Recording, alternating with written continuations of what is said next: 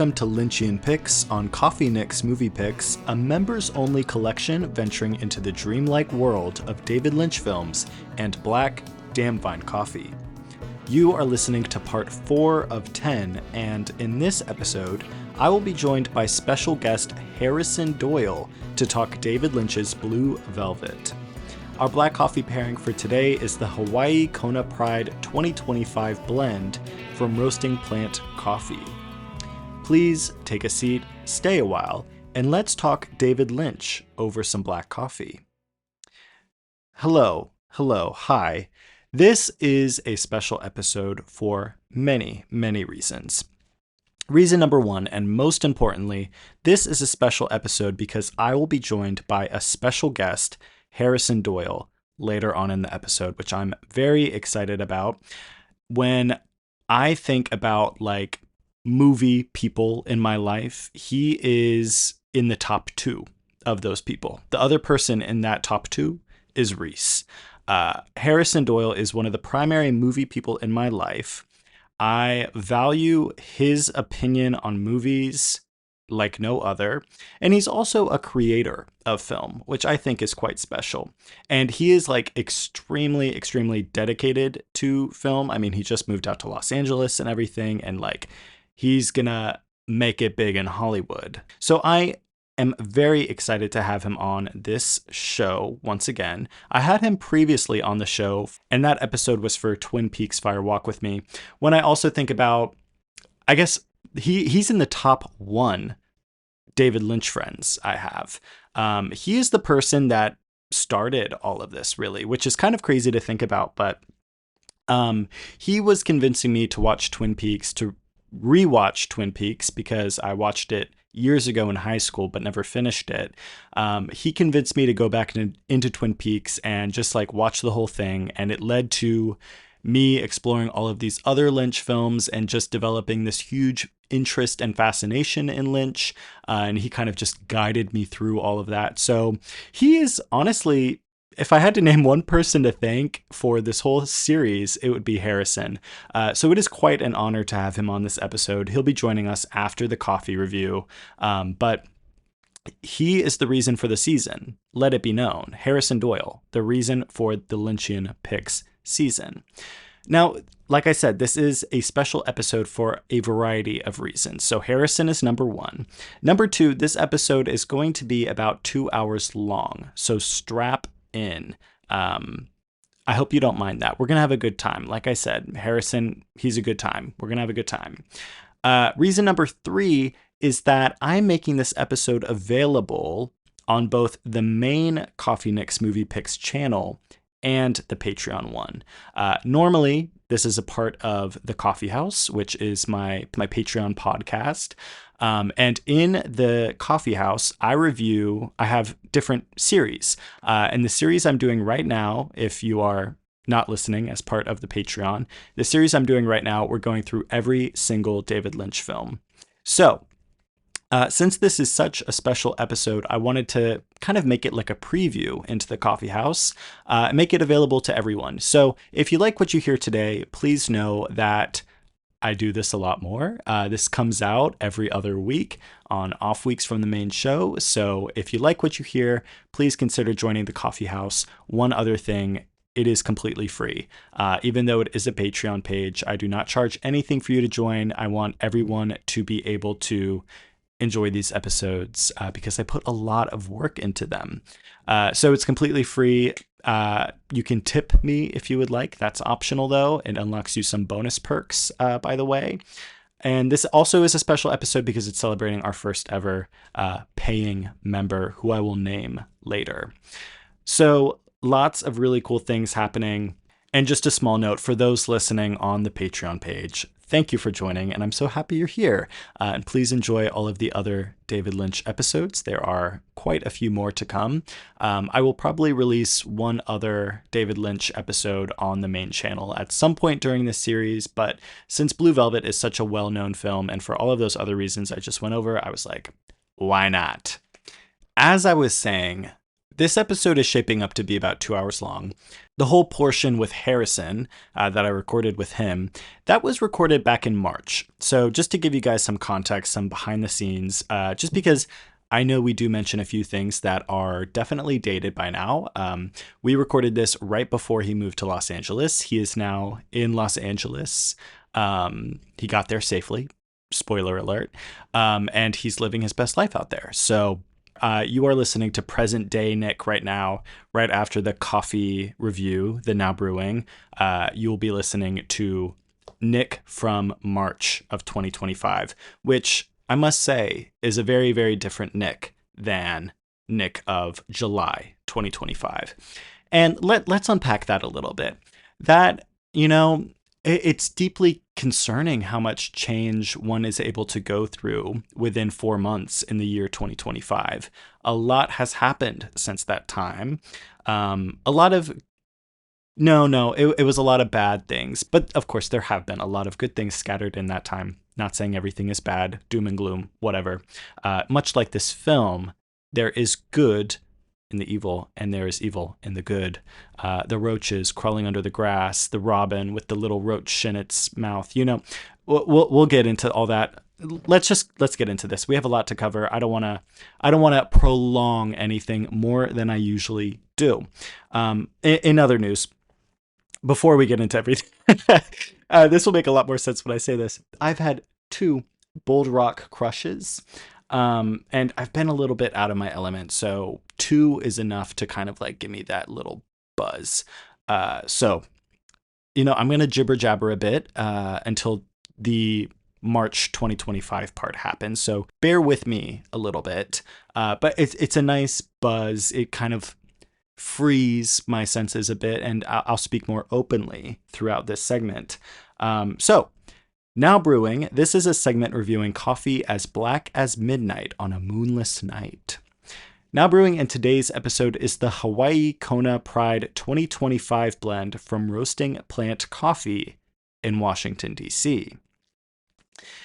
Okay, I had this coffee quite some time ago, so I'm a little rusty on this, but I saved this coffee particularly for this episode, and it happened to be that I have not recorded this until now. But a lot of what I have to say about this coffee is not necessarily about the taste and the quality of the coffee itself, but my experience with this coffee and at this coffee house. So I'll start there. A little bit about Roasting Plant Coffee. For those of you who do not know this place, it has some stores located in New York, Washington, D.C., Detroit, Minneapolis, San Francisco, and London. And it also sells coffee inside select fresh market grocery stores, which I've never heard of that. So you might have seen it if you live in one of those cities. I know in Washington, D.C., I went to the one that is located by K Street downtown. And the main gimmick of this place is that a robot brews your coffee. It is called the Javabot. And it was invented by Mike Caswell, who is the founder of Roasting Plant Coffee. And I'm not exactly sure what part the robot plays in this situation. The robot will come up in the story later. They'll have a part later on in this story. Robots do not have gender. But so there is a robot here, and that is the gimmick of this coffee house. It's either like the coffee is roasted by a robot or it's like actually made by a robot. Like there's a robot back there pouring the milk into a latte or pulling your espresso shots from the bar or whatever. I don't know. I don't know, and I honestly don't give a fuck because I know how I feel about a robot being involved in this process, and we'll get to that. Don't rush me. Don't rush me. Okay, Roasting Plant Coffee is based in the Lower East Side of New York City. That means nothing to me. And they say on their website that they are, quote, on a quest to create the perfect cup, end quote. I mean, sure, I would hope that anyone... I'm being such... This episode is me being a pessimist. I have been... If you've listened to anything else in this David Lynch series, you know that I've been so nice about the coffees and I've been like so positive and I've loved every single one. This is the time for me to be a cold-hearted bitch about this coffee. So let's get into it. On a quest to create the perfect cup, I would hope that that would be the goal, the mission statement of any coffee place. Wouldn't any coffee place want to create the perfect cup? It's just like one of those things where it reminds me of like a job interview where someone says like, do you think you'll be able to perform these tasks successfully? And they list a bunch of tasks. What am I supposed to say? No, and I just get up and leave? Or they say like, are you able to work with others as well as independently? I mean, I would hope so. Like, what are we doing here if I say no to that? Right? Yeah, you know what I mean. So on a quest to create the perfect cup, yeah, uh, yeah, I'm paying this much money. We'll get to that too. There's a lot we're getting to. I'm putting a pin in a lot of different things. For the amount of money I'm paying, that cup better be perfect. Okay. And this is their backstory. So, like I said, they were founded by Mike Haswell in his garage with the invention of Javabot, which they describe Javabot as, quote, an in-store roasting and brewing system, which I guess answers my question, that automatically roasts coffee in every roasting plant cafe and quickly brews every custom cup to order. The state-of-the-art system roasts in micro batches in every store and transports beans through tubes using air on pneumatics. End quote. Okay, so the Javabot brews coffee and roasts coffee and quickly brews every custom cup to order. So the Javabot, which I cannot imagine how much it costs to install one of those in a store, that does the same exact things I would expect a barista to do. See, that's why I'm referring to this as a gimmick. That is why I'm referring to this as a gimmick.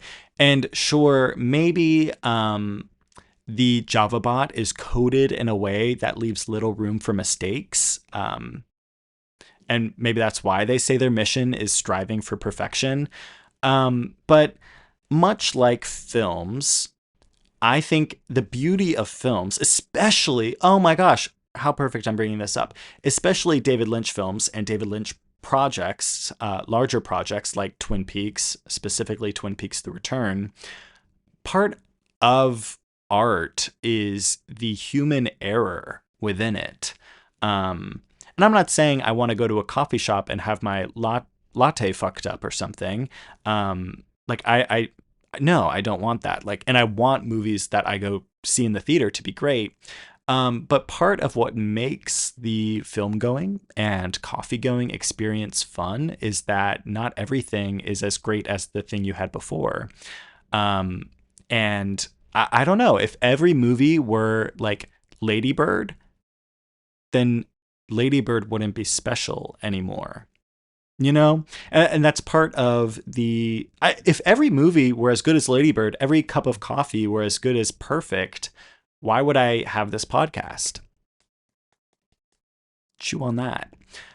We're getting really in it right now, aren't we? This is I know I'm digging really deep right now and everything, but like, I think so. Javabot, the aforementioned Javabot, does things that you would expect a barista to do, right? Because let's say it's because they want to strip away any chance at there being human error. And I think that strips away kind of like the art of coffee, and it strips away like a lot of the reason that I'm interested in coffee, at least as it pertains to this podcast. So I'm not a fan of this. I don't endorse this for those reasons. I know I'm being a real stickler about this, but to me, this is kind of giving like, it's not the same at all, but it is kind of giving like this AI situation. And I just don't see why Javabot is necessary. We live in DC. I'm sure there are a lot of people that would like to have these jobs, like making coffee and everything. And there were people working at this place. Get to that in a second. There were people working at this place, so it's not like this was entirely run by robots and it was putting all these people out of like what could have been human jobs. You know what I mean? There was no one behind the bar making your order, writing a little special message on your cup, which I don't think that every cup should have a special message. And this is directed at that one coffee chain that I don't name on this show. There's no personalization, there's no community, there's no shared connection that comes with a coffee shop. Or at least it's not that there's none of that. It's that a lot of that is lost, I think. The roasting plant coffee, they also say that they want to create your perfect cup in less than a minute. Sure. I think that I'm being so negative in this review. Sorry, I don't give a fuck. I think that a big reason why coffee shops, especially corporate coffee shops, are struggling so much right now is because they are trying to expedite your time in the cafe. They want you in and out. I don't know. I believe that coffee shops are supposed to be places of gathering. People come together and connect. They work, they create. I don't think a coffee shop should simply be like walk in and walk out. And personally, when I go to a coffee shop, I plan on spending time there. I'm the type of person, if I'm writing, if I have a project I'm working on, I prefer to do that at a coffee shop. For some reason, I don't want to do that in my own house. When a coffee shop says, we want to get you your perfect cup of coffee in less than a minute, I'm like, okay, well, I'm going to be in your cafe sitting there for an hour. So, I mean, it doesn't matter. As long as I have it within like 5 or 6 minutes, I'll be a happy camper. So whatever that means, I just don't have a positive experience. I don't think of this place in a very positive light. Getting into this blend a little bit. So this is called the Hawaii Kona Pride 2025 blend. Now, one thing I did like about this place is that all of the blends you could choose from are lined up against one wall, and they have very, very, very detailed cards on top of the blend. And you can pick whatever blend you want, and it tells you everything you would want to know about it, which I really like because a lot of coffee places I go to, I ask like what their blend is, what's their house blend, what do they use, what are the notes, what does it taste like? And they don't know. And they're just like, it's just our house blend. And maybe I'm the coffee snob, walking in and asking all these weird questions. But I don't know. I do want to know. And it gives me like something to talk about. If they tell me like, oh, I don't know any of that, I'm probably not going to review that coffee on my podcast because there wouldn't be too much to talk about, or like I wouldn't know too much about that blend. But so I do appreciate that this place had all of their information out. So going through that information, this card says, quote, simply exceptional with the highest cupping score in the history of the Kona Coffee Heritage Award. Carefully cultivated by Tony and Louie, the gay couple who won and operate Ka'awalawa Trail Farm. Break from the quote. I just butchered that. I'm so sorry. Going back to the quote. Their estate sits on the westward slope of the Mauna Loa volcano. Break from the quote. So sorry. I'm not getting this right. Sorry. Back to the quote. With coffee maturing slowly under the shade of a native canopy. Produced using completely natural regenerative methods, hand-picked, pulped, and fermented for 24 hours before washing and drying on parchment beds. End quote. So this is sourced from the Big Island, Captain Cook Village. The altitude, it says, was 800 feet ASL. I don't know what that means, ASL. Process, 24-hour fermentation. The body is silky. The notes are Meyer lemon, juniper, dark chocolate, and cashew butter. Like I said, this is all the information that you could want from this. I think it's really cool that this is a Pride blend, that they're highlighting specifically a gay couple who won and operate this farm. That's really cool. That Tony and Louie. Yeah, it's really cool that they're putting that out there. Because when I don't know, like on the side of the bag when it talks a little bit about the blend, if it even does, they don't mention details like that. So it's cool to see that. It's cool that they're celebrating gay coffee farmers. That's really cool. The coffee itself was delicious. I've had Kona style coffee before and it was really good. This is definitely the best that I've had. Now, getting into more details about this coffee, if you went to a roasting plant and wanted to buy this, you could do so. And it would be $63 for 12 ounces. Now, I want to unpack my experience that I've been hinting at now. I would like to unpack that now. I'm going to take a drink first. I went into this coffee establishment and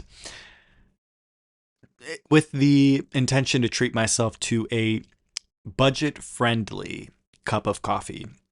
With that in mind, I was thinking, yeah, black coffee, nothing in it. It's going to be $3. Maybe since I live in DC, it's going to be $4. Things are just, not too much more expensive than usual here, but just a little bit. So I went in with those intentions, and I've heard a lot of good things about this place. I've actually had their coffee before. I've had this at my work. My boss bought their coffee, and I really liked it. So I was like, I'm going to try this place out.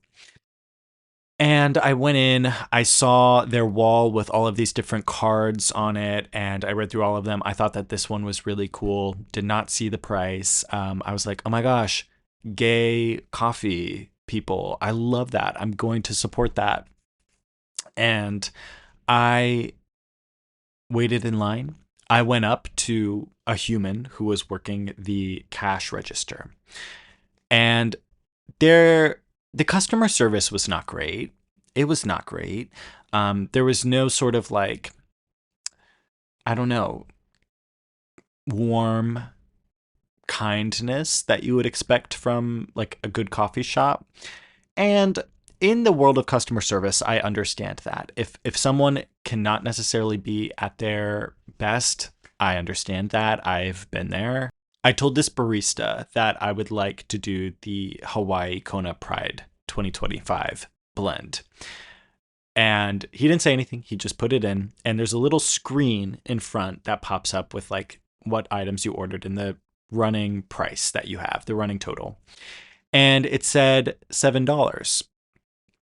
And I was like, oh, no. I don't want a latte or anything. I just want the black coffee. And he was like, yeah, that's the black coffee. Oh, I was like, oh, kind of felt like some sweat beads like forming on my neck, and my hairs stood up a little bit, and I was like, oh, $7. Thinking in my head, I was like, $7 for a black coffee. Wow, thank you. At that point, I would just get a latte. Yeah.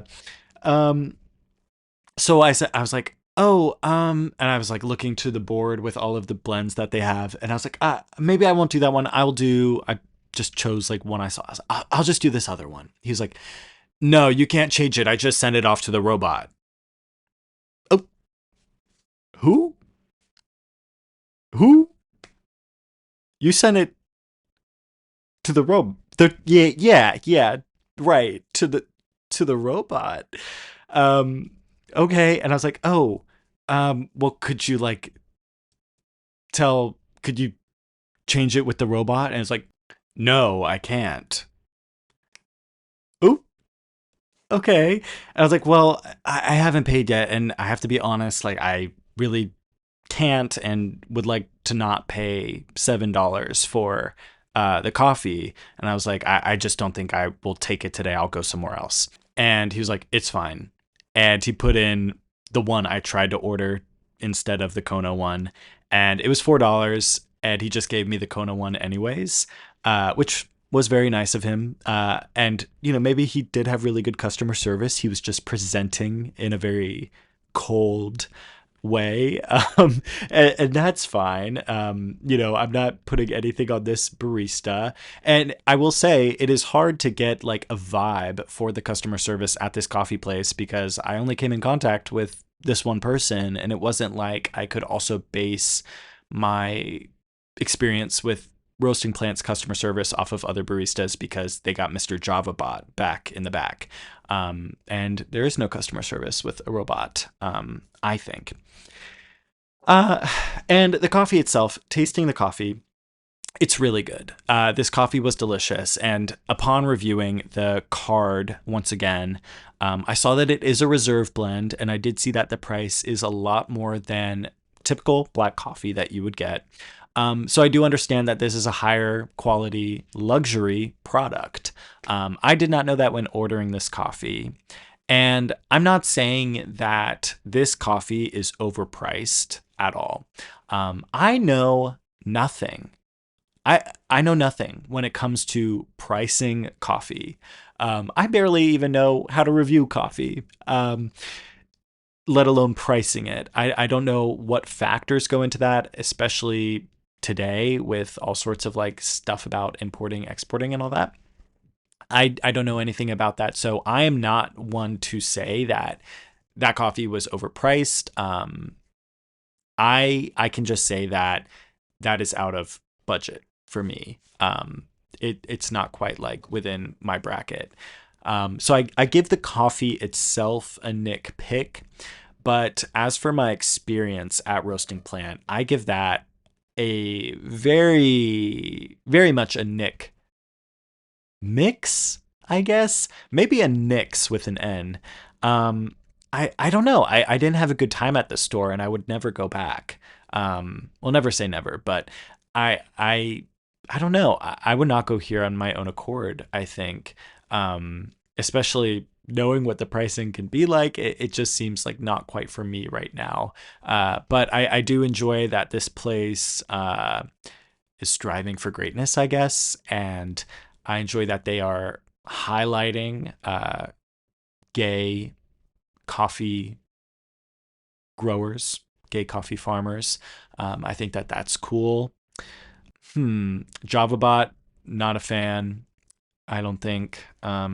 So yeah, this is a very muddied coffee discussion, very muddied now brewing. So if you don't like gray area, I'm sorry about that. And if you don't like gray area, I don't think you'd be listening to a series about David Lynch, because I think his films are very much about like the gray area between good and evil. Not that Roasting Plant coffee is evil, but you know what I mean. Anyways, that's that. And I think it's time to introduce today's guest and get into the coffee review. But first, let's take a break. You're invited to The Coffee House, a free, members-only Patreon podcast from Coffee Nick's Movie Picks. On off weeks from the main show, join me in discussing themed collections of coffee and movie reviews. Currently, The Coffee House is brewing Lynchian Picks, a 10-part collection discussing the dreamlike world of David Lynch films and black coffee. Membership is free to The Coffee House, which includes all collection episodes. For only $3 a month, you can tip your barista and become a regular tier member, which will grant you access to special bonus episodes, as well as your name listed in ad breaks just like this one. Speaking of, a big thank you to our first regular of The Coffee House, Reese Tunstall. Thank you so much for supporting the show, Reese. It means a lot. If you'd like to join The Coffee House, you can do so using the link in the episode notes. Brewing next time on The Coffee House is part 5 of Lynchian Picks, a discussion on David Lynch's Wild at Heart. I will see you there. Today's returning guest is an expert in all things film, a filmmaker and writer himself, a former production assistant, a current film scout, and a future resident of Los Angeles, California, where he is off to accomplish his dreams and become a Hollywood legend. Everyone, please welcome back to the show, Harrison Doyle. That was quite the introduction. Oh Thank my you, Nick. goodness. Yes, of course. Yes, Thank you for coming of back. course. By the time this airs, I believe I will be in LA. Yes. So I will have either lived the dream or I'll have been Naomi Watts in Mulholland Drive. Yeah, So which is a we shall perfect see. reference for this one. I hope you stay like in the dreamland version of Yeah, Naomi Watts and not like the I reality hope so. version. I'm just not going to go behind any diners. Do not. I'm not going to talk to any old people who keep giggling. Mm-mm. And I'm not going to visit the cowboy.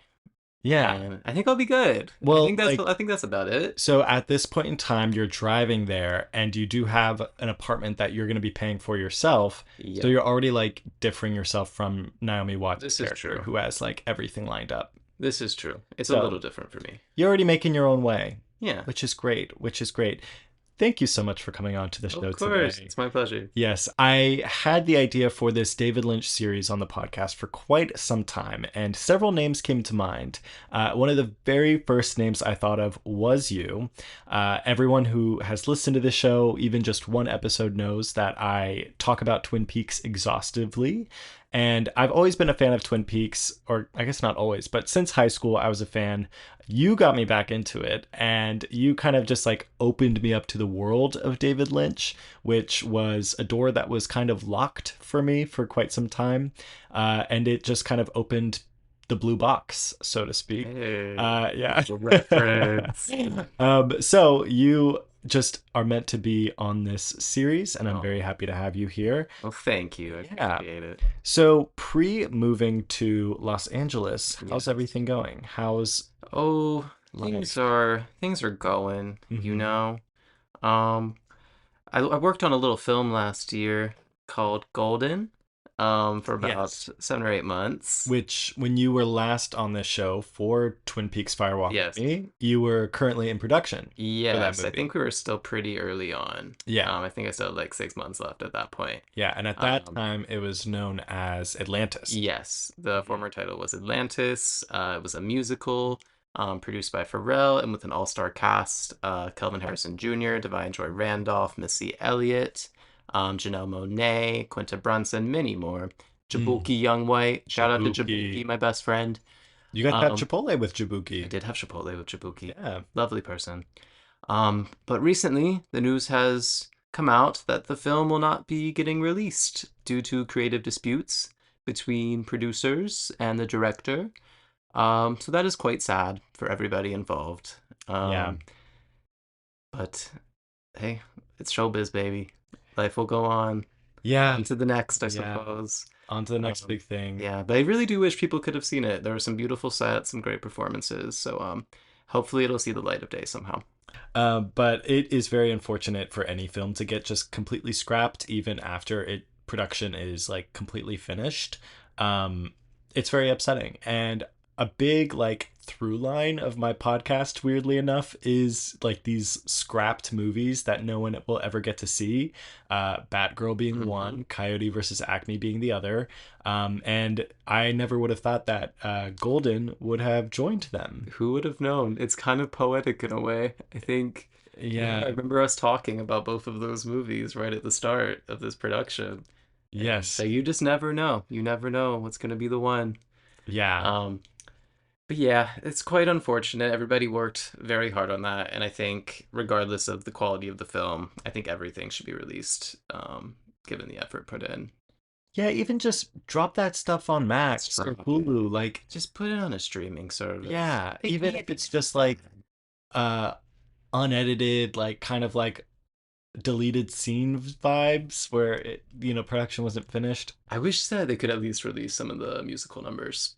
At the Right. very least, that would be great. What they could do, um, who was it? Universal, right? Yeah, it was through Universal. Universal, if you're listening, what you could do is just release like an album and just have it be like a video album. So just like take the music and then just release like a bunch of music videos.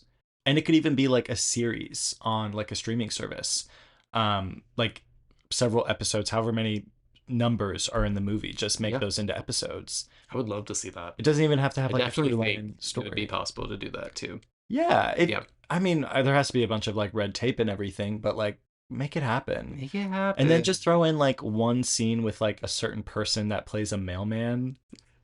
Yeah. Yeah, I don't know who that could possibly Yeah, be. he was a And if he's background just like actor. a cute little ginger guy, Yeah, maybe his name is Harrison. Maybe it's not.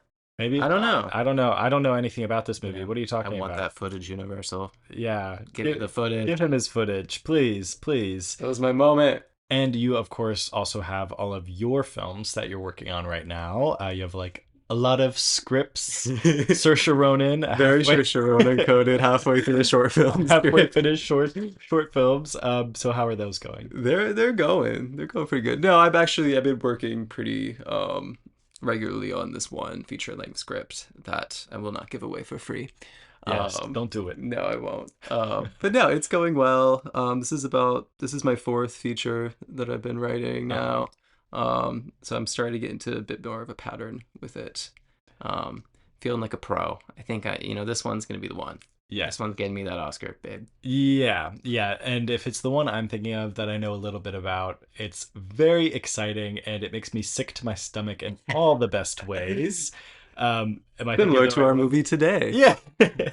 Am I thinking of the right one? Yes. Okay, okay. Yes. I can't wait for y'all to see this one. And what's your timeline on it?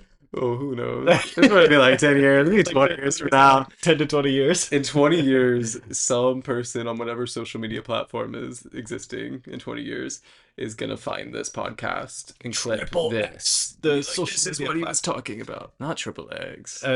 It'll be like the fifth social media platform Elon Pretty has. much is triple X already. Uh, Pretty much is like it always was. those ads. Yeah, yeah. But yeah, they're gonna dig that up and be like, "Oh my gosh, he knew about it all along." Yeah. Um, Anyways, this segment is called the coffee table. I've added this since you were last on the show, but it's for whenever a guest is here. It's a segment reserved for the show's guest to show off their current media interests. So this could be just any album, video game, magazine, podcast, show, movie, any type of media form, book that you are currently caught up in. It could be something that's been with you for a long time or something that you're just like currently getting into. What is on your coffee table right now? Ooh, that's a great question. Yeah. Um, Something that's really been on my mind this past week. I recently watched the film Stalker, the Mm. Tarkovsky film, which, if you don't know, it is the science fiction film about three men who venture into the zone, which is a sectioned off part of Russia that the government has restricted civilians from going into. Think something like Annihilation, if you've seen that film. And the three men go in, and after that, it becomes a surreal kind of meditation, very pondering film, talky film. Um, and I have to admit, it was one of the most challenging films I have ever seen in my life. Oh, wow. I felt a little bored at times. I cannot lie. But by the end, it was kind of life changing. Wow. Honestly, it was one of those movies that definitely you walk out a new person. So I would definitely recommend that to anybody, especially people who love David Lynch's films, because in a lot of ways, I think it operates on a similar conceptual level. It's very generous to the audience. It's something that 10 people could watch together and every single person would have a different interpretation of it, Mhm. which is typically my kind of movie. So Yeah. yeah, that's one. Other than that, I'm watching a good amount of TV lately too. Oh, good.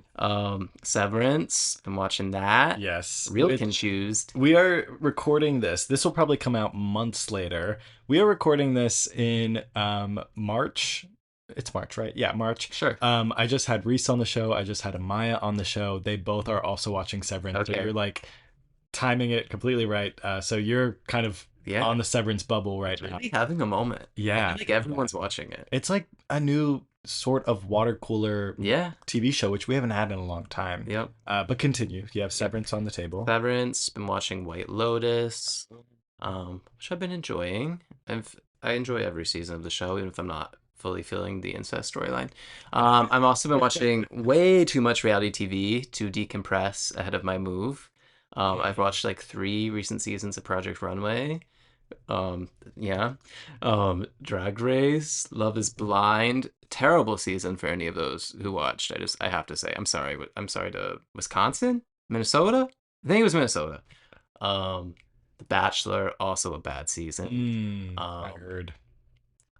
Top Chef just started. There's a lot of reality TV going on with me right now. You Those are my two ends of the spectrum. It's Stalker and then it's Love is Blind. at Top Chef, yeah. I love I Top Chef. always find it so impressive how you find the time to watch everything. And like I don't know. Is it impressive or is it sad? I find it impressive. Thank I you. find it I hope impressive. so. Um, but Even still, I feel like there's so much I don't get to see. I Like know when I go to people's letterbox pages and it's like, I've already watched 305 films this year. I'm like, I've that's no, sad. no, that is sad. That's sad. That's like Which you have a we're gonna problem. talk about like the fine line between Yeah, two things in this episode in our film discussion. But at least that's what I interpreted from this film. But I don't know. I think you are a model media consumer. You balance your Project Runways and Bachelors with your stalkers. yeah, There's heavy things. There's kind of like the junk food type things. You know, it's all mhm. about a well balanced diet. So For sure. I think you can get a lot out of watching a bit of everything too, especially if you're trying to create films or shows yeah. of your own. I think it's great to watch a junk film every now and then and see what went wrong, or see maybe what was good in that film, but that a prestige film maybe wouldn't have included. Yeah. Um, I don't know. I think it's good to have a balanced diet of it Yeah. all. Yes. Well, Yeah. that is such a lovely coffee table spread. A few questions about Stalker. There is a video game called Stalker, I think and unrelated. unrelated. I Okay, well, that's think. also like if I'm not mistaken, like Chernobyl Okay. type thing. I think the Interesting. whole game, I don't know if it's in Russian, but it's definitely in a foreign language. So I was wondering if that's related. And would you rate Stalker as more or less challenging than Inland Empire? Well, that's a toughie. They're Oh, both up there. okay. I mean, Inland Empire does suddenly just change languages halfway through. Yeah. It's a, oh God, I'm gonna have to talk about that movie on this show That's pretty good soon. luck. Good luck with that one. I honestly would maybe say Inland Empire is slightly more Okay. challenging.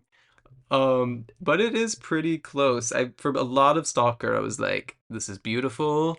I'm loving the cinematography. What are we doing here exactly? But then I had a moment for me with everything kind of pieced together, and then I was happy that it had been so slow up until that point. I see. And the rest of the movie, I was just locked in and pretty shattered by its ending as well. Is it So, scary? no, it's a lot less genre than I was expecting. Okay. When I heard it's these people going into a zone, I was kind of expecting it to lean like a sci-fi horror route. Yeah. It's much more of a meditative drama, I would say, with some Mm. like a sci-fi background and occasional surreal sci-fi elements. But more so a drama, It I would makes me say. think. I mean, I know nothing about this, so I'm trying to like equate it to something like Zone of Interest sort of It's got the vibe. zone. The They zone, both have the maybe, zone. maybe. I'm trying to think of a good comp, honestly. Maybe it's not comparable. I It's mean, tough. There's very few movies that I've seen that are similar. It did remind me of like an Ingmar Bergman film at times. okay. In the same way like that the dream logic of his films operates. It's a Yeah. little bit similar. Also it has the same cinematographer as a lot of his films, I believe. So Oh, it kind of cool. had a similar visual language as well. Um, but yeah, I definitely would recommend it to people. It's one that I had on my list for years. It has a crazy poster.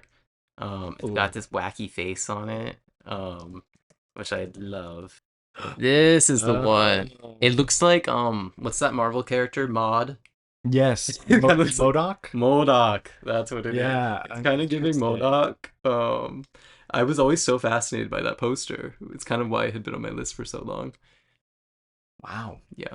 Definitely a commitment of a movie, but if you have the time and the energy, check it out. Maybe watch it during the day. You might get sleepy at night. All right, there you have it. Well, thank you for sharing what you're currently caught up in. Moving right along, our next segment is the coffee thought. And this is an outlet dedicated to voice our many and coherent thoughts over a lovely cup of coffee. As is tradition on this show, we do not have coffee with us while we are having our coffee thought. What are we drinking right now? We are drinking a hard Happy Dad seltzer. A hard. We're having a large, nice glass of hard Happy Dad. Yeah. Yep, Fruit punch flavor. pretty good. Yeah. A hard Happy Dad is pretty good if I say so myself. It's gluten free for all you celiacs out there. Yeah, 100 calories. that's pretty good. I mean, that's standard seltzer. Yeah, I think so. This is the thing though.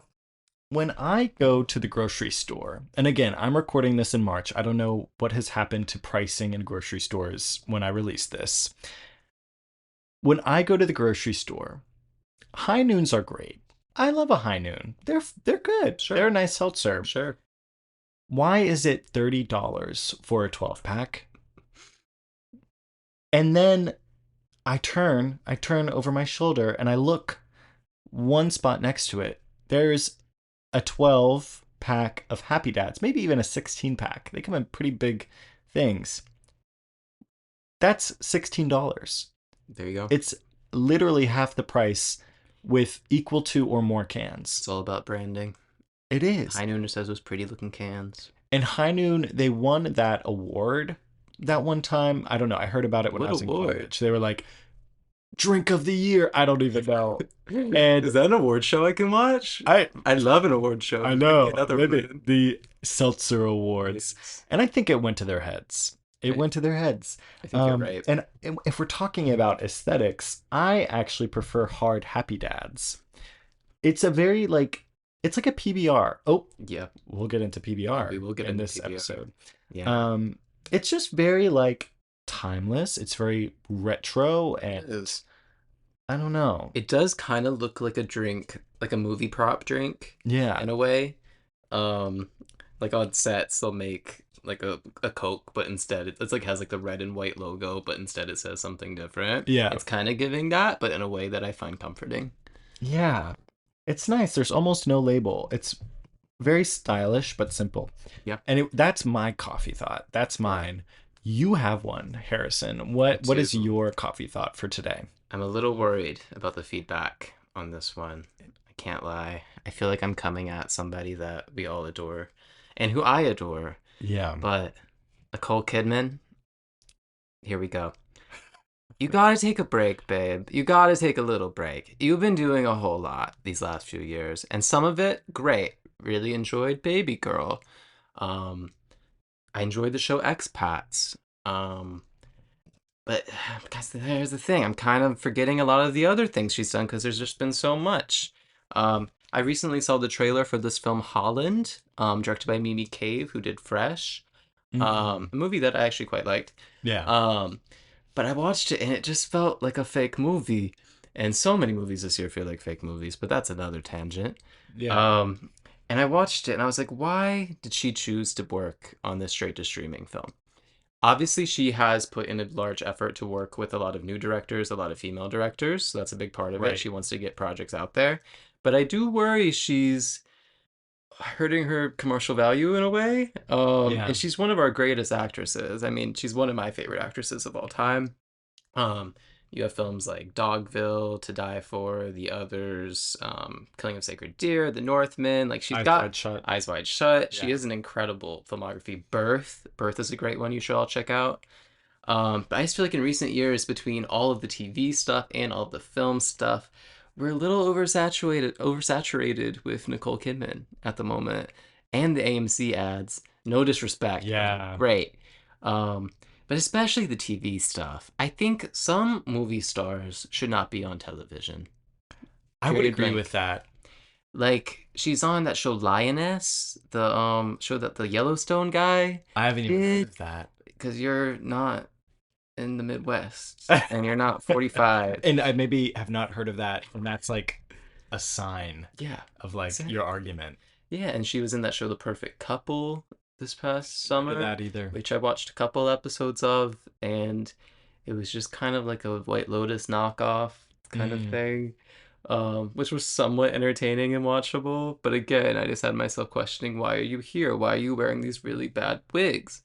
Um, but again, no disrespect to my girl Nicole Kidman. I Mm. do adore her. She can do whatever the hell she wants. She is incredibly successful. But if I am your agent, take a little break. Go to Thailand. Go to wherever you want to go, Nicole Kidman. You have a lot of money. You can do whatever. Go to Mars. Do whatever you want, babe. Yeah, I mean, Katy Perry's going to Yeah. space. Why not Yeah. Nicole Kidman? Like at this point, she's gonna be on the next season of The Traders.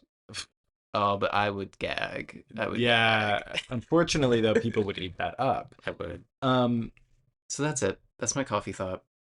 I'm holding the space for you saying those things, but I I'm could never say something bad about Nicole Kidman. I might get attacked. I might not be alive by the time this airs. You might not. This might get leaked, and you will be got before this comes out. Yeah. Like this is that's a lot. That's a lot. I would also like to add she has 10 upcoming projects on IMDb. That is a lot too. But like she also I mean, does it just mean that she really enjoys her craft and like doesn't want to stop? I think she loves to work more than anything. I think Yeah. she's one of those people who has to be part of something or they will go crazy. But I would like to see her maybe just be a producer on some of these projects too. I feel like a Yeah. lot of Yeah. these roles are too similar, and I think that's one of my other issues with some of these choices. Like I would love to see her do just like a film a year, like Baby Girl, like Batman and Robin. yeah, like Batman and Robin or He was in that. Birth or The Northman. Um, but as is, I don't know. I'm just worried she is cheapening her star power ever so slightly, even though she's also expanding it by being a part of all of these things. Yeah, I do think there is something to say about like being selective about your roles and like using your star power wisely because at this point she is set. Like she Yeah. is a star. Yeah. There's no doubt about it. I mean, that was like 20 years ago. Yeah. The only actor I can think of who I think I've noticed in like a lot of different things is Willem Dafoe.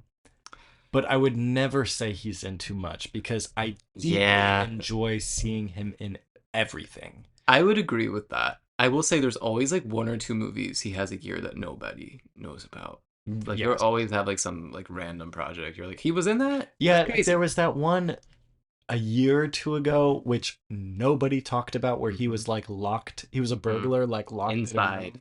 Yeah. Inside, yeah. Yeah. And it just, I feel like they just made a trailer. Like I don't even believe that that's like a movie. Yeah. Yeah. I do think he's a good person to bring up though. He is also somebody who does like 4 or 5 films a year. Yeah. Yet somehow I'm not as mad at it. Maybe it's because the films he choose. I mean, it's typically film as well for him. I haven't seen him do a whole lot of TV. I can't think of any TV off the top of my head. I can't either. But no, like last year he was in Beetlejuice. He was in Saturday Night. He was Oh in yeah. Nosferatu. Yeah.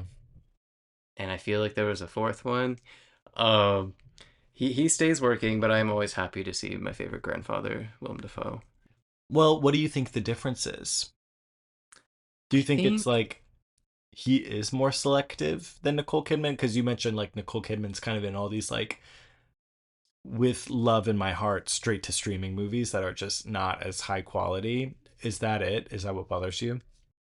I think I do think the TV aspect of it is the biggest part. Mm-hmm. I like that she's choosing a lot of these up and coming female directors. I would wish more actors and actresses would make it a goal to do that. Mm-hmm. Her and like Kristen Dunst, Naomi Watts. There's a couple of them who have been really trying to work with female directors as much as possible. Yeah. So I think that is great. I just think maybe sometimes she should sit behind the producer's chair instead. Yeah, and I also just think a lot of the TV stuff lately has just been a bit hit or miss for me with her. I loved Big Little Lies. A couple Yeah. like that Which I feels feel like like a she while back did now. that and she was like, oh, I could be in TV. Yeah, You know? exactly. But here's the other thing that maybe bugs me a little bit. She's the face of movie going, of going to the Right. theaters. She's the face of She AMC. is. it feels like home. Is that what it What? Wait, what? is? Wait, what did she say in the ad again? It feels like magic. It Um, feels like Heartbreak feels good in a place like I this. was way off. I was way off. But that's what she says. Yeah. Um, so then she's out here doing all these like straight to streaming and TV shows, and I'm just like, Yeah, heartbreak feels good in a place like this. Girl, my house. yeah, right. I was like, this isn't It the doesn't theater. feel good in your Yeah. house. Yeah, it's interesting. It's interesting. And I feel like people kind of became attached to her because of that ad. And I don't know, people that like didn't really know her as an artist, as an actress and everything, and they're kind of like, "Oh, the Nicole Kidman ad, like stand and salute." And that's fun and all, but like um I don't know, did that kind of like cheapen the public's perception of her in a way? Maybe, maybe Is slightly. she just like, you She's see her every time you go to the movies? I mean, she has kind of become a meme queen in her own way. Yeah. Even a lot of the baby girl Oh, and press the pop tour. crave they used Yeah, to put. exactly. Like she's all over the Yeah, internet, yeah. which is great. I mean, she's one of the most visible celebrities these days. I would say she's like near the top, Yeah. honestly, of like A-listers out there. So whatever she's doing, I mean, it's working for her in regards to fame. Hmm. Um, but just in terms of the quality of the quality of the projects she's a part of, I would like to see her make a little more selective choices There we go. going forward. I think we Love got you to the though. bottom of it. Love you, girl. Yes. Don't Yeah. don't hurt me. Don't send your fans to hurt me. I won't say if I agree with you or not, just to protect my own That's fair. reputation. Reputation. But Nicole Kidman, I love you and adore you, and I would never say anything bad about you. Unlike someone who might be sitting across from me. No comment. Anyways, I think we have a lot to talk about today. I We think do. I think we need to get to that. So speaking of that, now showing the Lynchian Picks, our feature segment discussing, celebrating, and interpreting the films of David Lynch. Now showing in today's episode, part 4 of Lynchian Picks is Blue Velvet. Upon discovering a severed human ear, college student Jeffrey Beaumont finds himself invested in the life of a mysterious yet beautiful nightclub singer who is trapped in a disturbed plot. Blue Velvet is directed by David Lynch and stars Kyle MacLachlan as Jeffrey, Isabella Rossellini as Dorothy, Laura Dern as Sandy, and Dennis Hopper as Frank Booth. It was released September 19th, 1986. Harrison, what is your relationship with this movie? Yeah, I love this movie, as I do with most of David Lynch's films. All of David Lynch's films, let's be real here. Um, yeah, I remember watching this movie shortly after I'd finished Twin Peaks, I believe. Hmm.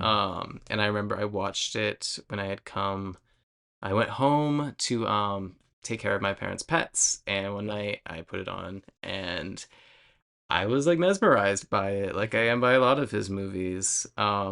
I remember definitely noticing how close and feeling it was to Twin Peaks. It almost felt like a lost episode in a Yeah. way, which some may say makes it less valuable than Twin Peaks, maybe, or less uh,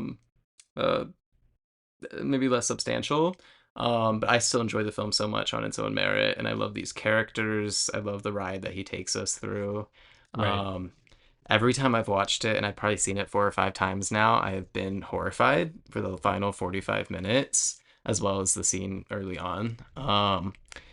And I think it's also one of his most um, hopeful films, one of his most earnest films, which is something I think took me a couple watches to really see, considering how bleak it is. Mhm. Um, but now when I watch it, I do kind of smile at the end because it feels like so much of David Lynch's Boy Scout energy is thrown in this one.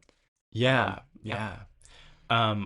This was my second time seeing the film, and we just literally just got back from watching it in the theaters on a massive, I think like Dolby theater, so big screen, which was a magical experience. But this was my second time seeing it. I also watched it either in the midst of finishing Twin Peaks for the first time or like right after I finished it. And I watched it I didn't like it that much. Famously, I rated this on Letterboxd as 2.5 stars. Famously, I was mad. Yes, notoriously. Um, but I will qualify that by saying I did watch it on Tubi, so it was frequently broken up by horrific ads. And upon watching it this most recent time, I think I fell asleep for about 30 minutes of it. So there was this scene where he gets in the car. I remember all of that. I think I clocked out immediately after that, and I woke up at the very end. Like, happy ending. Oh. Does that mean, do you mean like as soon as they got in the car before they even got to the one I did dude's? see I saw like when they got to the place and like Okay. he pissed off Frank and everything. I saw all that. Okay. Okay. Um but like Isabella Rossellini, her character, Dorothy like walking into the yard naked, I have no recollection of that. That's why, so whenever I experience something very shocking in a movie, I'll do like a tongue pop sort of noise. I don't know. You probably heard me do that I like a did. few times, and I wasn't expecting, but like I was so shocked by what I was seeing, and I was like, "Oh my gosh, I've never done this for a movie I've already seen."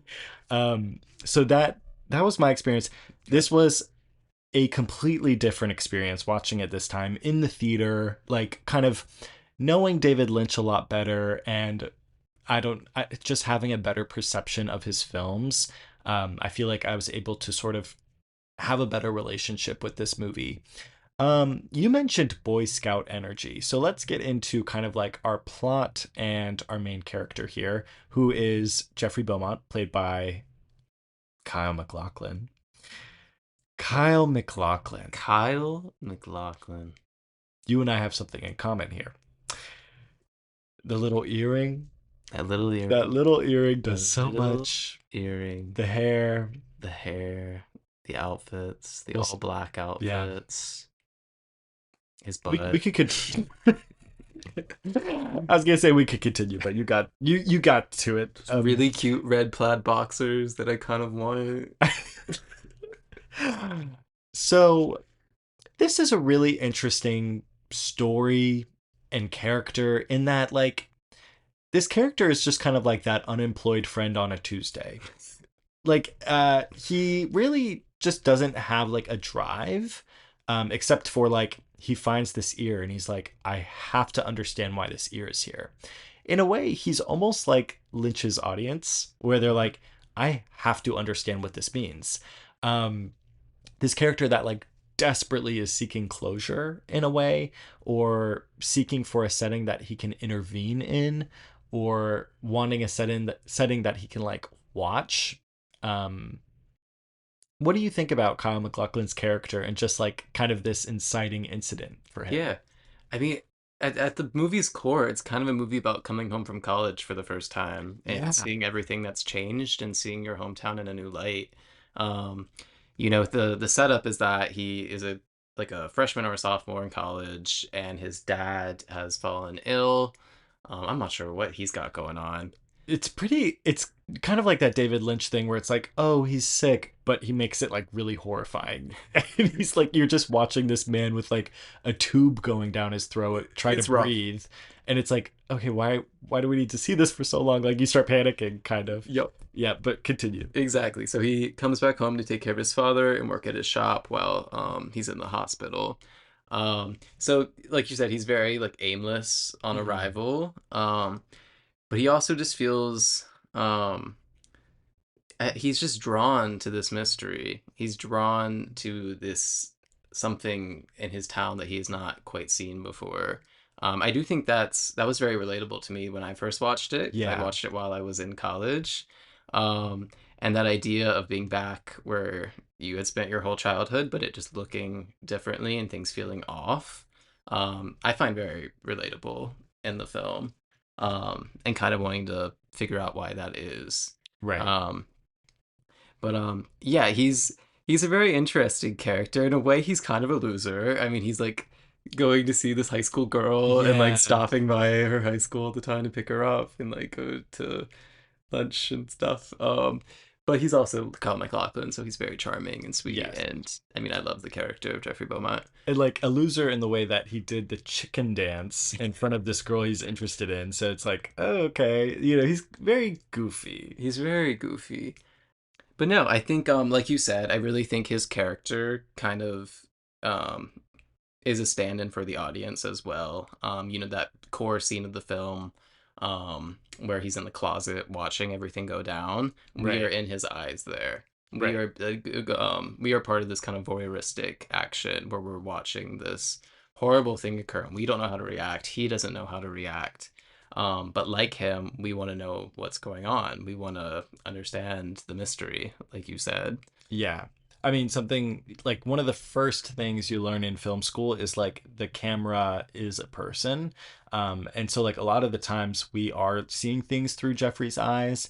And David Lynch is kind of doing this thing that he very much does in Twin Peaks Fire Walk with Me, which we'll talk about in a later episode, maybe the next one, where like he's like, oh, you wanted to see entertainment? You wanted to see this horrible, horrible thing as entertainment? Here it is, watch it. And he's kind of like shoving it in your face in a very like real way.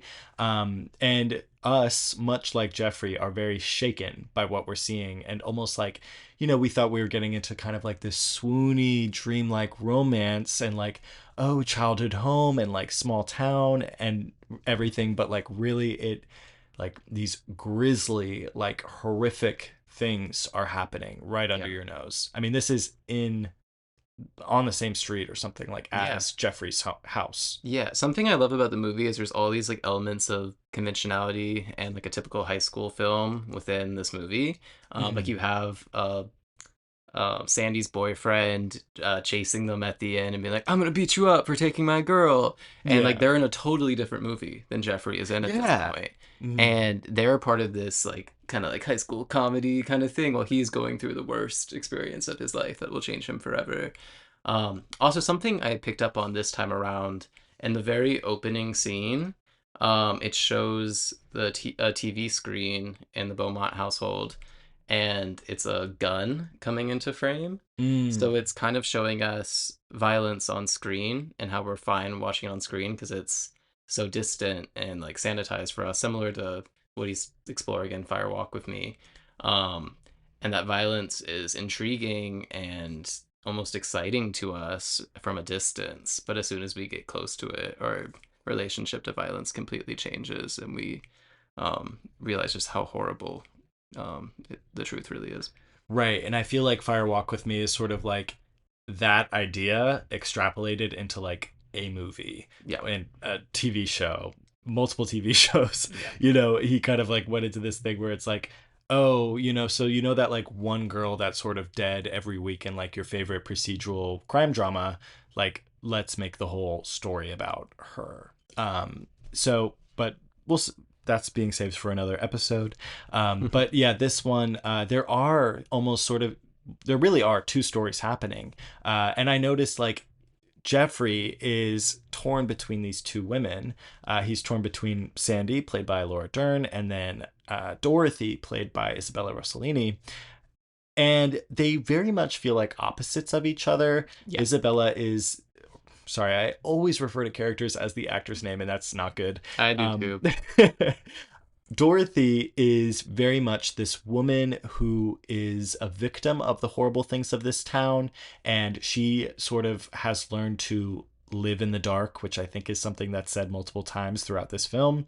And then Sandy, Laura Dern's character, is a character who lives in the light of this town. Her dad is the sheriff. She's just very protected. She's only seeing the good things. If she hears anything bad, it's almost like you say, where it's sort of like removed, where she heard it from like her dad's office. She didn't actually witness anything about this horrible thing happening. So there's almost like this light and dark sides that Jeffrey's being torn between. So let's talk about that, kind of like this balance that is happening in this movie. Yeah, and I think something else that's kind of important to know is how the film operates sort of as like a film noir, or at least like a tribute to Very film much. noir. Very much. So you have this femme fatale character, and Dorothy Valens. I almost called her Isabella Rossellini. But then you have Sandy, not gonna say Laura Dern, who is like this like very pure young blonde girl who kind of represents innocence and purity and youth.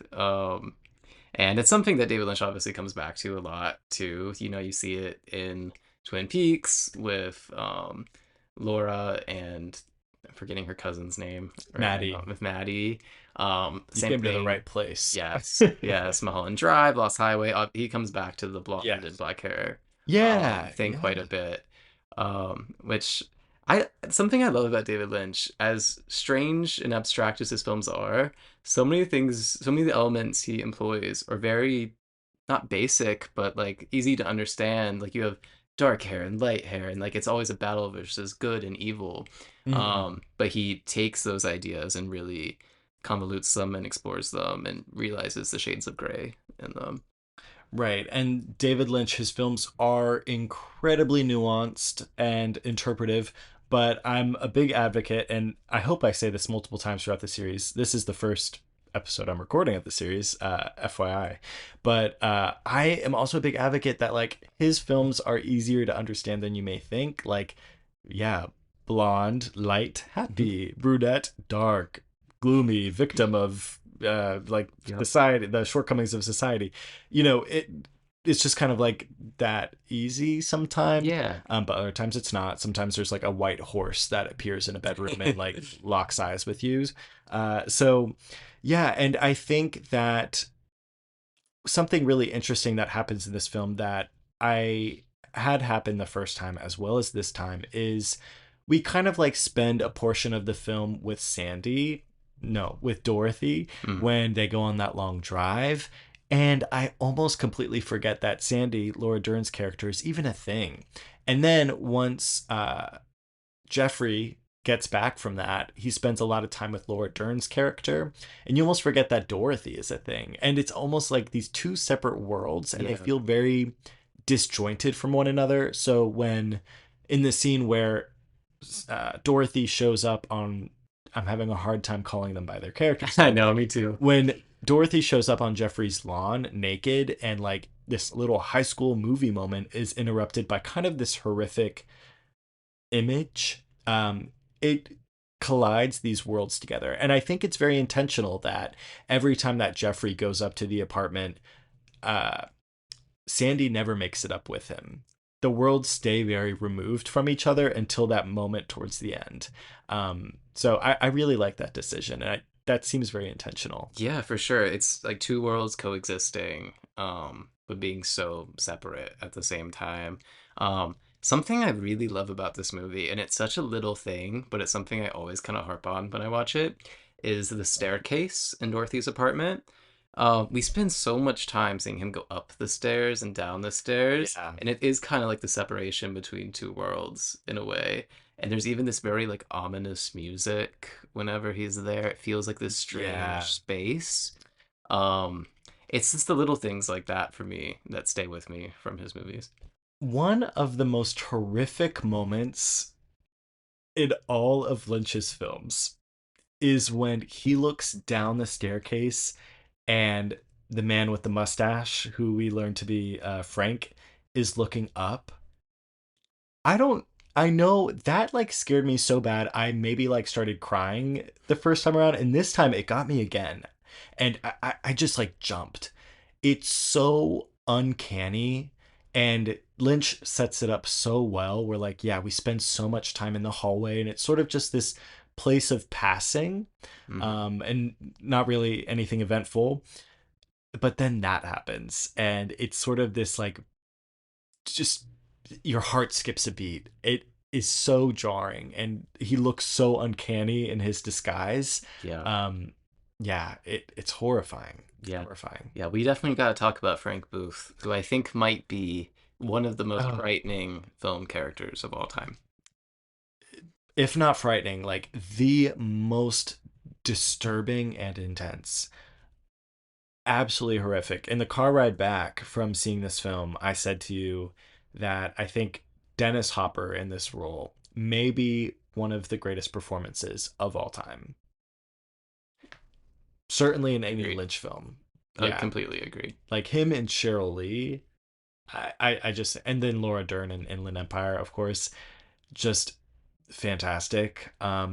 His character, just like the facial expressions he makes when he puts his gas mask on, Yes. it's just so intense. And this character, you could tell, like, made the actors uncomfortable. Mm-hmm. Like, I feel like they weren't acting. Of course, they were acting, but I feel like it wouldn't be easy to act uncomfortable around this actor, this character. You know, Yeah. It is just a totally fearless performance. yeah, Just the physical acting that he's doing and the facial acting is so just unsettling and disturbing. And yeah. just makes you so deeply uncomfortable the whole time. And I love his costuming, the way that he looks, and Mm, just the image of him with the gas mask going on his face, almost resembling like a sort of bug, maybe a fly or something, mm. um, is just so memorable. And I think it's one of David Lynch's greatest pieces of iconography as well. It is, Um, yeah. Also, I have a fun fact to throw in Mm. here. Originally, in the original Blue Velvet script, what he was inhaling was supposed to be helium. So after he did that, he was gonna have like a really high pitched voice when he was saying all the stuff. Like he would have been like, "Baby, what's the fuck?" Like he would have said it like that instead. Ooh. I know, right? Ew, ew, I ew, know, ew, ew, which ew. I hate, but I also love. It would have been interesting. Oh, I Um, don't like that. I don't like that. it makes it even more scary. But I think That it was I'm so sorry. That makes me sick. That David Lynch is a sicko. absolute Was a sicko. sicko. Rest in peace. Rest in peace, King. Dear God. Yeah, but it was Dennis Hopper's idea to switch it, and essentially Thank you, Dennis yeah, Hopper. so essentially what instead he's inhaling is poppers. That's what. Really? Yeah, Because I was gonna say this is like how someone acts some time off of poppers. yeah, exactly. That there's one shot of him in the movie. I think it's him in the car. He's in the front seat with Dorothy and one of the goons, and Kyle, not Kyle, Jeffrey is in the back seat, and he's inhaling the poppers, and he looks at him, and his eyes are like bulging out of his head like a bug or something. And it's just so he just like you he looks like he is under a substance. Like he's just playing that so well. It makes me think he actually was inhaling that in Oh those scenes. I God. don't think he was, but I feel the rush. I feel Troy right. Sivan, I feel the rush. Let me get. Some Let's take a break. I need my water. okay. Sick, Sick. Isn't that crazy? twisted. Isn't that crazy? Oh, It would have been so scary. I'm kind of glad they didn't do it, but it would have made sense also because he's like a baby when he does it. yes. That's what I want to talk about. Yeah. So Oh yeah, the Oedipus of it all.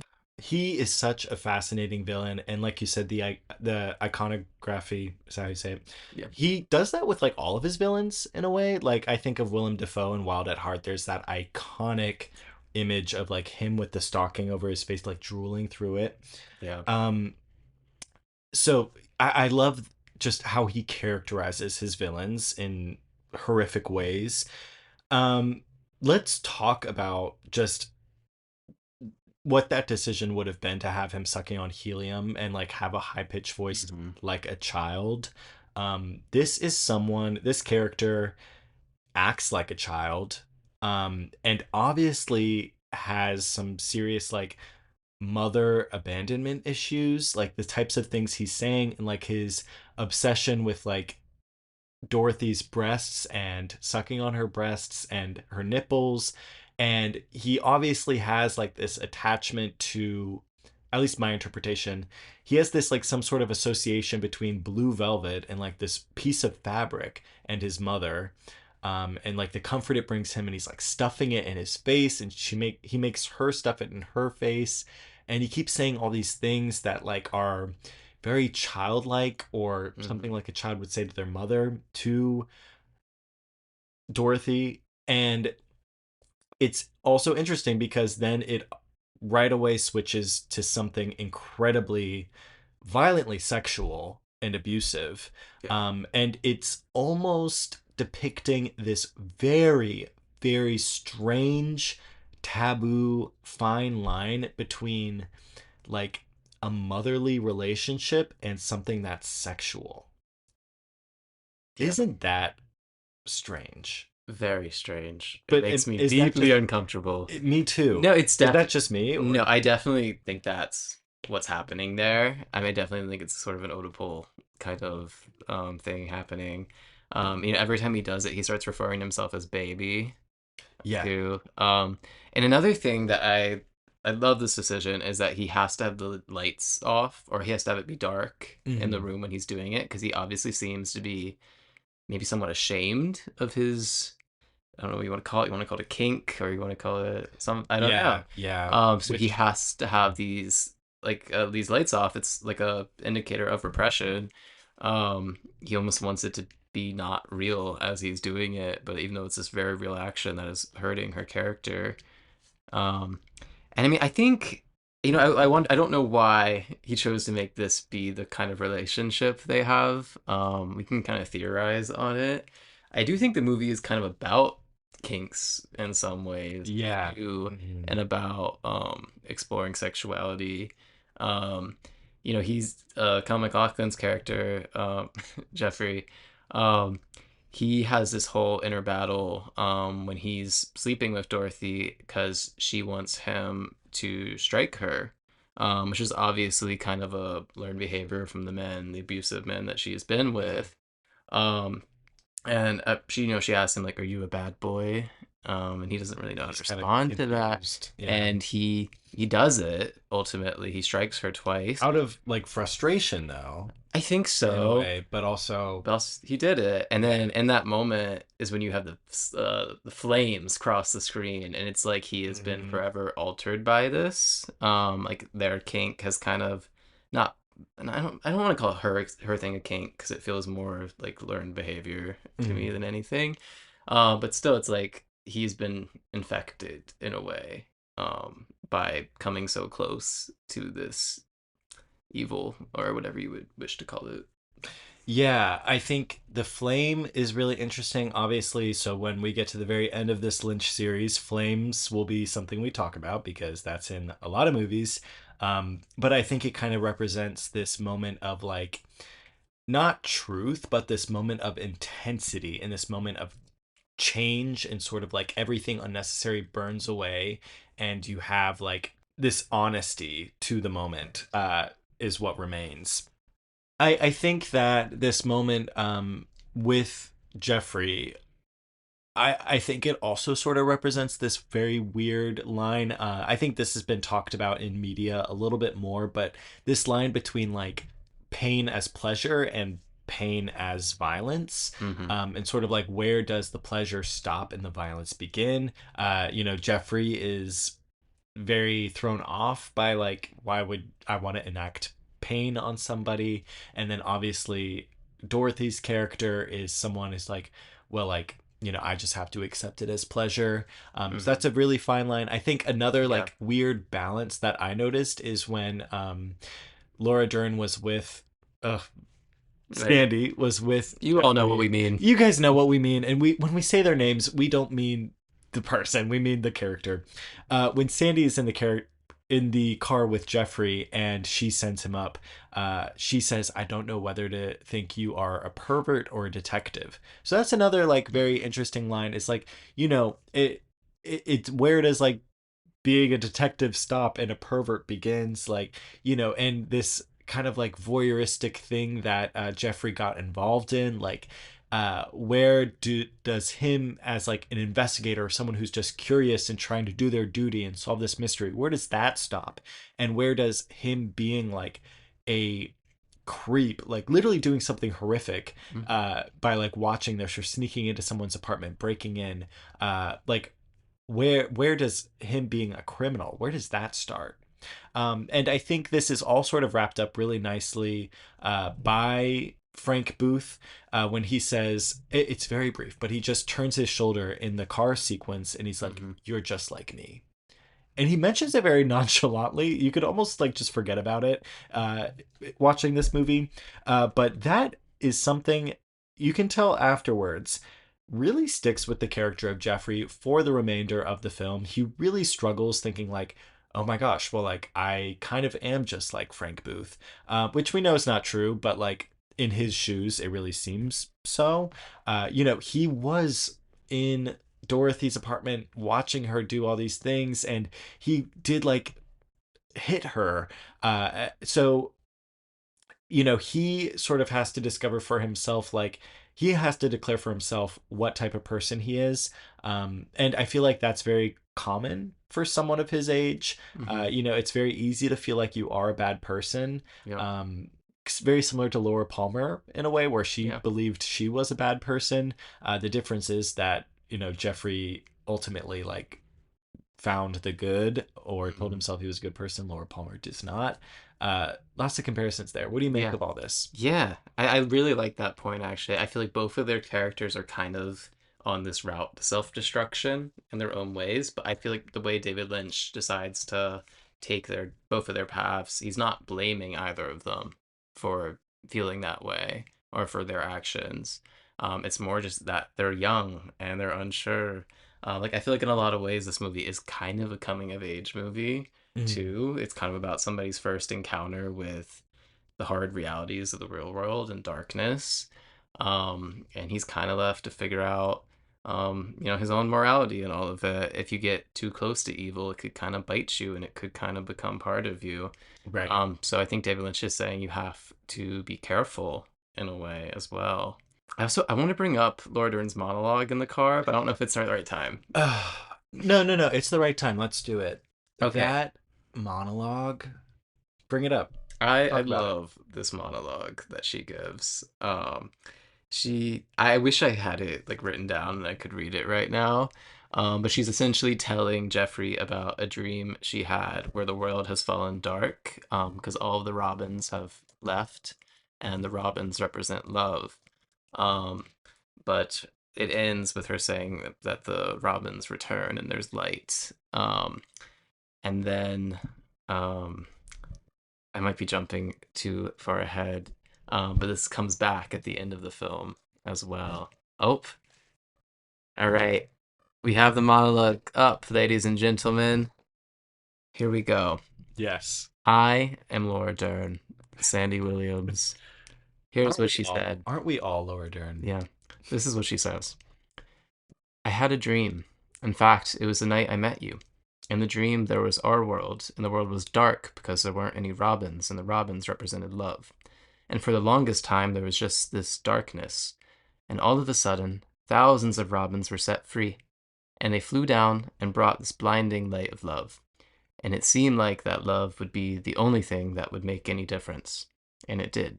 So I guess it means there's trouble till the robins come. Mm. Beautiful.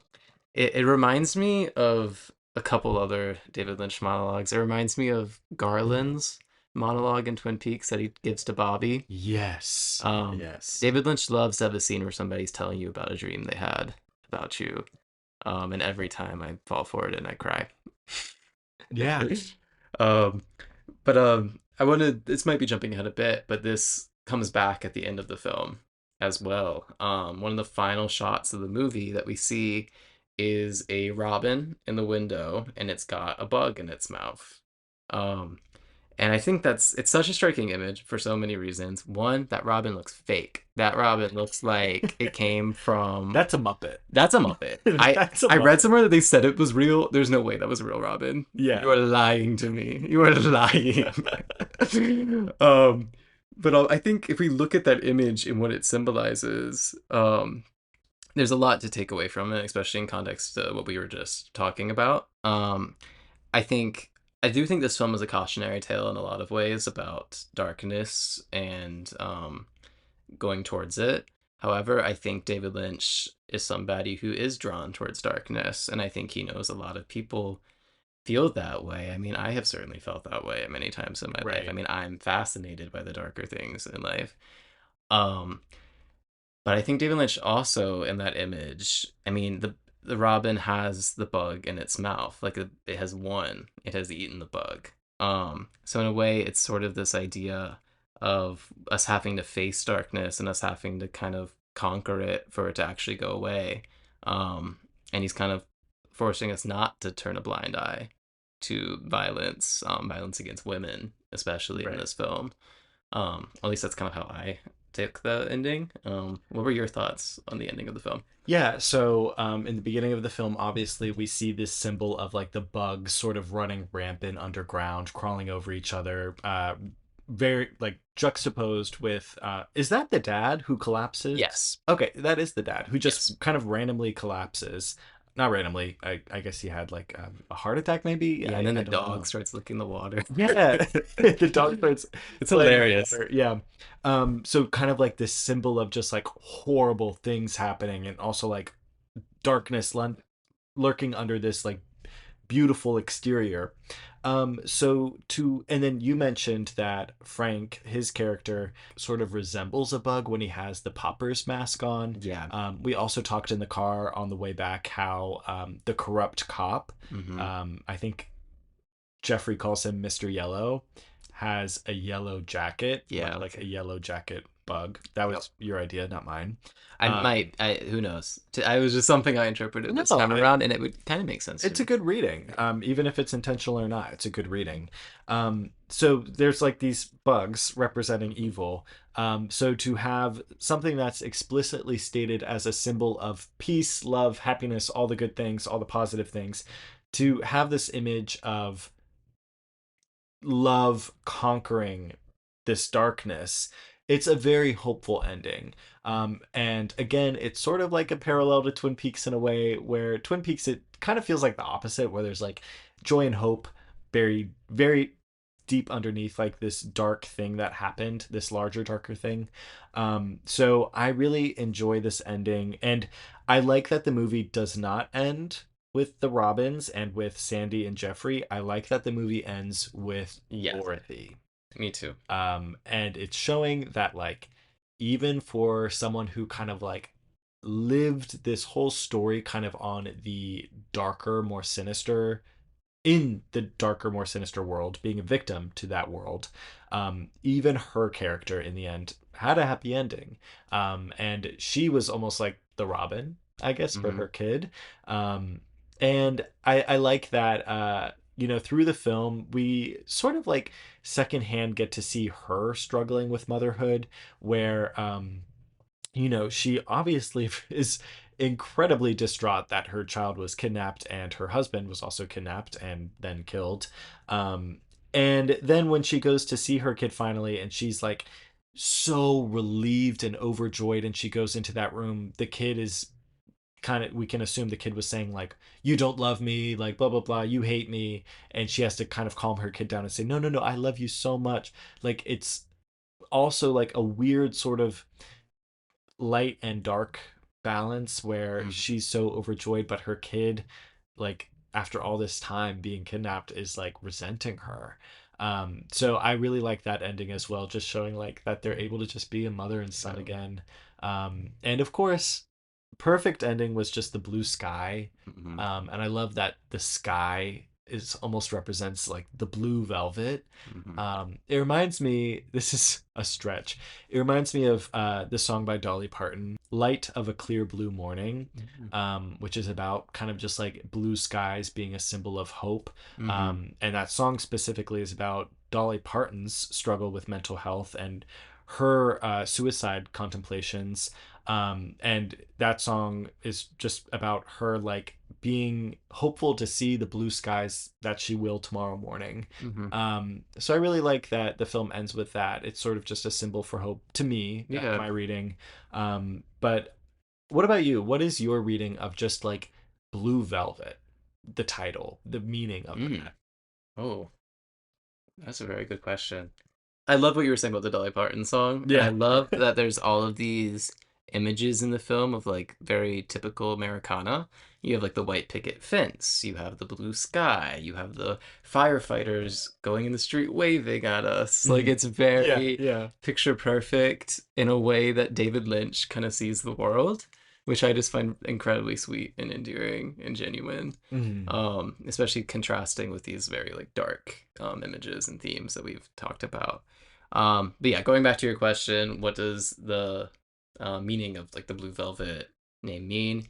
Obviously, I mean she's wearing the blue velvet robe. The blue velvet is something that that Frank Booth like sucks on, and it Yeah. has this attachment to. It also kind of feels like a term for like a veil. It's like a red curtain, like in many of his Yeah. films. It feels kind of like a similar meaning to me, where it's kind of like the exterior of something hiding something else.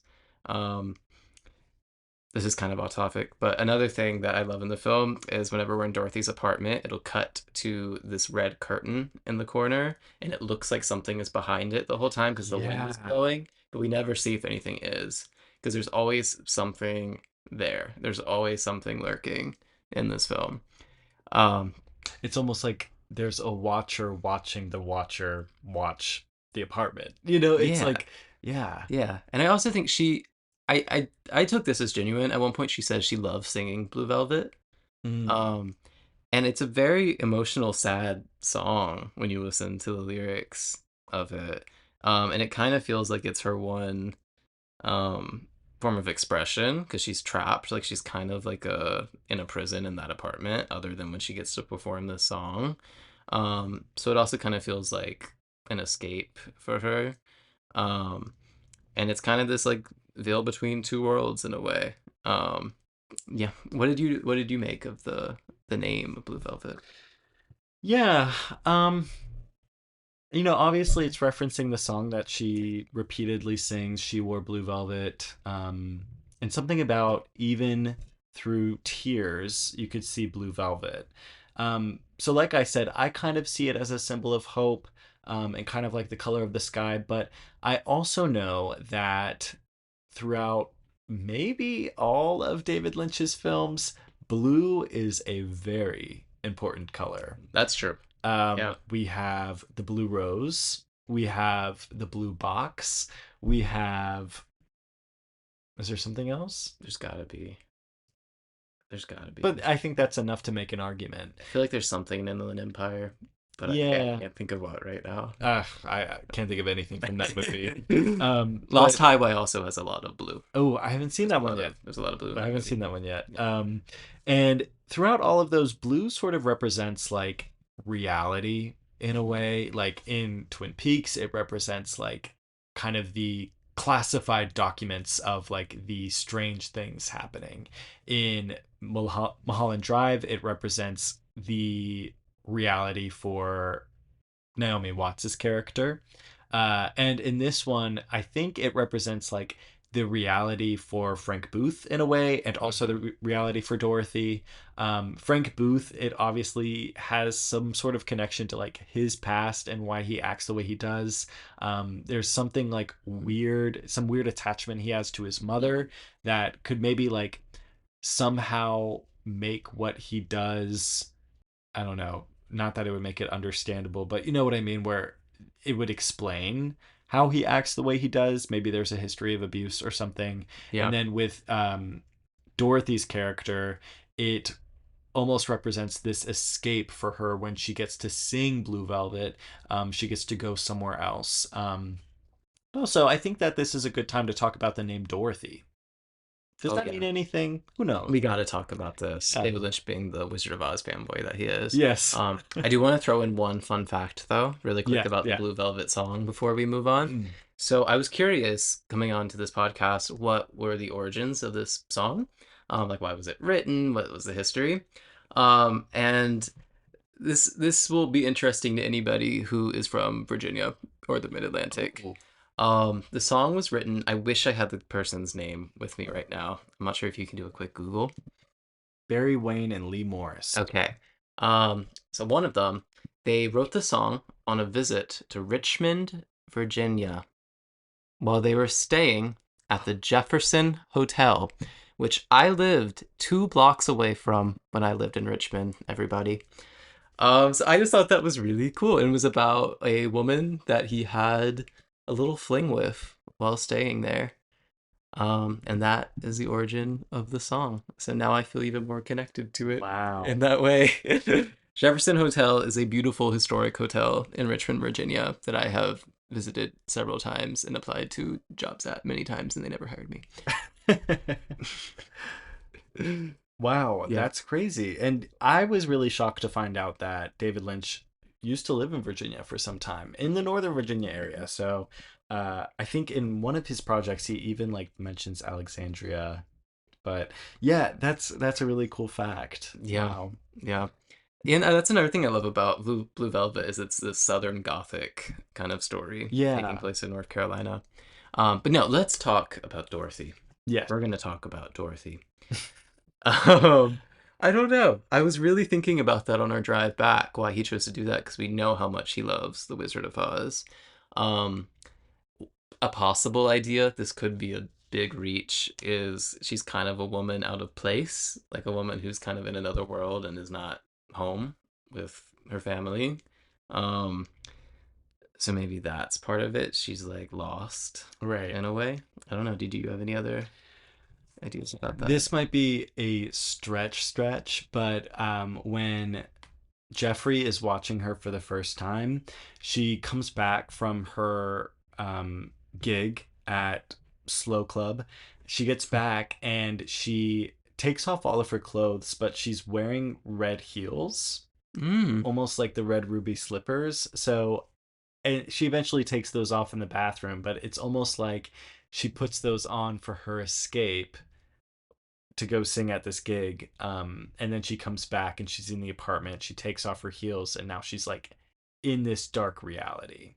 okay. I thought that was interesting. Yeah, I didn't even Maybe, pick up on the red heels, but that totally feels like it's part of the character then. yeah, it could be. Who knows? But like Yeah. red heels are very common. So, Hey, it makes sense to me. yeah. But talking about the colors of this movie a bit, Yeah. especially seeing this on like the big screen. It looked gorgeous.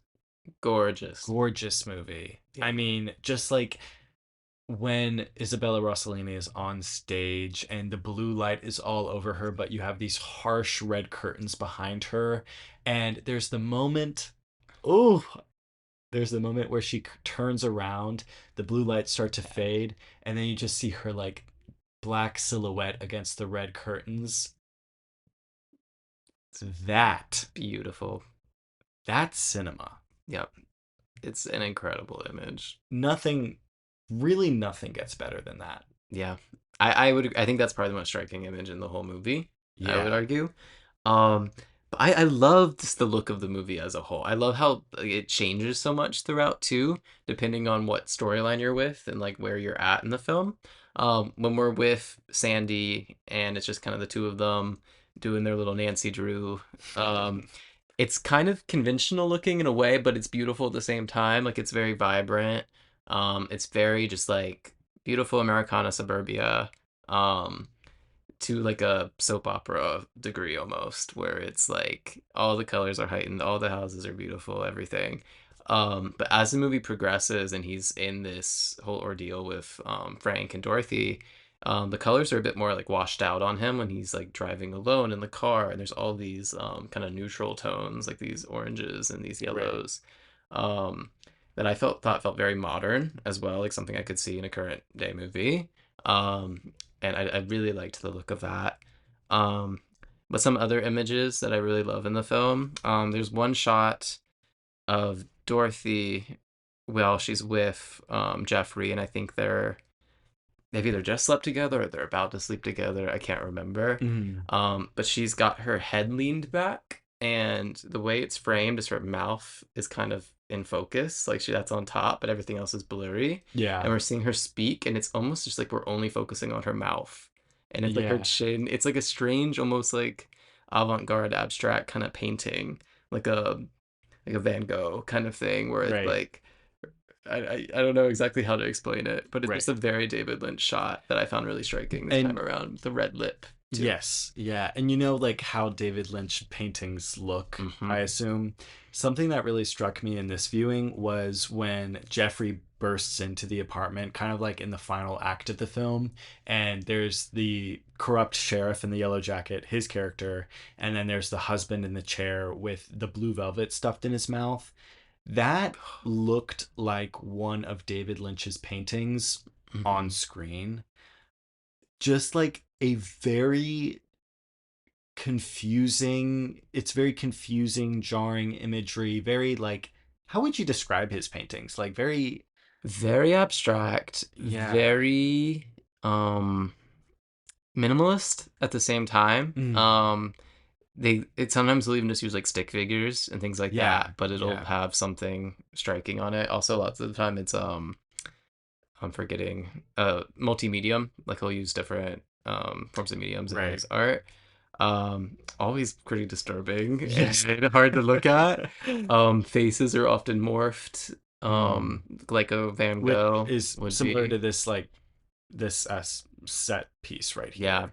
exactly. Like it's just something about it is horribly wrong where you Yeah. have this man who looks like he should be dead, like it looks like part of his brain was blown out, but Hmm. he's just like standing there sort of like almost muttering something but nothing at the same time, and there's blood dripping from his mouth. And then you have this husband with the missing ear sitting there, and his face is like almost deconstructed, and he has like blue velvet stuffed in his mouth, almost like he's throwing it up all over himself. Yeah. um and it just it stays like that, and Yeah. that's a very pivotal moment as well, because we have Jeffrey's character. He says like, no, I'm not going to deal with this, almost verbatim is what he Hmm. says. Yep. So I'm gonna um let them find you this time. yes, yeah, I'm Yeah. gonna let them find you this way. He walks out, and what was it that gets him to walk back in? He sees Frank. Oh, oh. That's when he sees Frank coming. That whole sequence is horrifying. My I blocked that I from my get memory. my stomach drops when he enters the room and he sees that first off. And then even more it Oh, just drops further when he sees him at the it's one of staircase. those David Lynch things that makes me actually so sick. I think of that, and I think of Wyndham Earl with like the black lips and the white face. Very It's just bad. very shocking and makes me sick in no other way a film does. That gets him to run back up, and I would too. Run back to the apartment where this horrific thing is happening, but much better thing, honestly, comparatively. Um, he goes back, and that's when he realizes, oh, I have to deal with this. So that's a really interesting moment for the character of Jeffrey, because like you said earlier in this discussion, he's like a Boy Scout character, kind of like this stand-in for traditional morals, like it is my duty to intervene and get to the Yeah. bottom of this. And we finally get him where he's like, no, no, I'm gonna let the professionals handle this. I'll let the police handle this. Um, but then circumstances force him to be the one to handle it, which I feel like is just David Lynch saying like, I, I, I don't know. What is he saying with I think it this? kind of goes back to like the robin with the bug in its mouth. Like we have to face these things or they're just going to keep on happening, and Yeah. especially because we know that this police force is obviously corrupt as well. Both Sandy's father and the yellow jacket guy seem to be in on everything as Mhm. well. So if he's not going to do something, then who is kind of my take on it. um Plus I think it is that thing of it could so easily just end there with him walking out and being like, I'm not going to deal with it this time, and just kind of end the film as a cautionary tale. Mhm. And I think that would still be interesting, but I think what David Lynch is really doing there is he's making it a little bit more complicated. He's saying we have kind of a obligation to do something about this, especially if we're the ones witnessing it. Um, Also, I was just thinking about this randomly, but I also love that they refer to Jeffrey as the neighbor a lot of the time. Like he is his Yeah. like boy next door kind of thing. They're like, "Hey neighbor," like don't all the time. Yeah. Mhm. Which I think is a smart choice in the screenplay. Right. And I think Neighbor is very interesting because in Twin Peaks, Bob is actually referred to as a Hmm. neighbor. This might have just been in The Secret Diary of Laura Palmer, but Bob is kind of like um, this mocking of like a neighbor, of the friendly neighbor. Hmm. He's like the inverse of that. So it's kind of like a parallel, Yeah, again, lots of parallels with Twin Peaks there's here. so many. This Yeah. movie, we haven't really gotten into this yet, but this movie, I mean, we kind of have by bringing up Twin Peaks so much, but this movie, in a lot of ways, is like a Twin Peaks light. Not that's not like Yeah. a criticism of this movie. I enjoyed this movie so much. I think it's a masterpiece. But you can definitely see that it was the early makings of what would be Twin Peaks. Right. Yeah. And him making this movie is actually what got him Twin Peaks later, because the studios wanted something like that again from him. Right. Which is why he ended up making Twin Peaks. But just in the score of the movie, there will be these tracks that sound very Twin Peaksy Yeah. throughout. Yeah. Just the locations. We're at a diner. We're at a bar. We're at these High school. suburbia. Like it's all so Twin Peaks coded, It and is. I love it. Yeah. Yeah. This is something that will be discussed throughout the David Lynch series on this show, but David Lynch is often criticized for having like male gaze or exploiting women in his films, and sort of just showing them in this very sort of sexual way. I think that this one is interesting because it is like explicitly male gaze in a certain way where we have a male gazing at a Mhm. woman kind of being a voyeur. Yeah. But I think what this film does interestingly is that it's not necessarily exploiting this woman. It's sort of exposing this naive male character to like the vulnerability of this woman, and how she is kind of like this femme fatale on stage, and she's very sexy and stunning, but then like once she's alone in her apartment, she is like, yes, naked, but she's huddled down, breaking down on the floor. Yeah. I think is like a very interesting when compared with like these other female characters that David Lynch has that are, people argue for being like you know sexualized. Yeah, for sure. And I think at the start of the film, I could see people making that criticism Yeah, of this one absolutely. as well. Um, but I think it also kind of goes back to the noir of it all. And like these are very archetypal characters that we're seeing, especially in the start. In a noir, the femme fatale is kind of the bad guy, Right. typically. Hmm. I mean, everybody likes her, but she's the bad guy ultimately. She's leading the character astray. But what he does with both of these characters is he really complicates them and kind of shows these archetypes in modern America in a way, and kind of the way that women are treated. Right. Um, yeah. Yeah, and like as much as you said like this film is sort of David Lynch's depiction of like the Americana and like the small town, happy small town, I think he is arguing that this is also a part of it. Like this tragic story of this woman in trouble, which woman in trouble, buzzword, we're gonna talk about that again. That is also like a part of this small town. And we met Cheryl Lee. One thing Cheryl Lee said was like, this is an important story, referencing Twin Peaks. She said, this is an important story because this is happening everywhere. It's happening in all these small towns.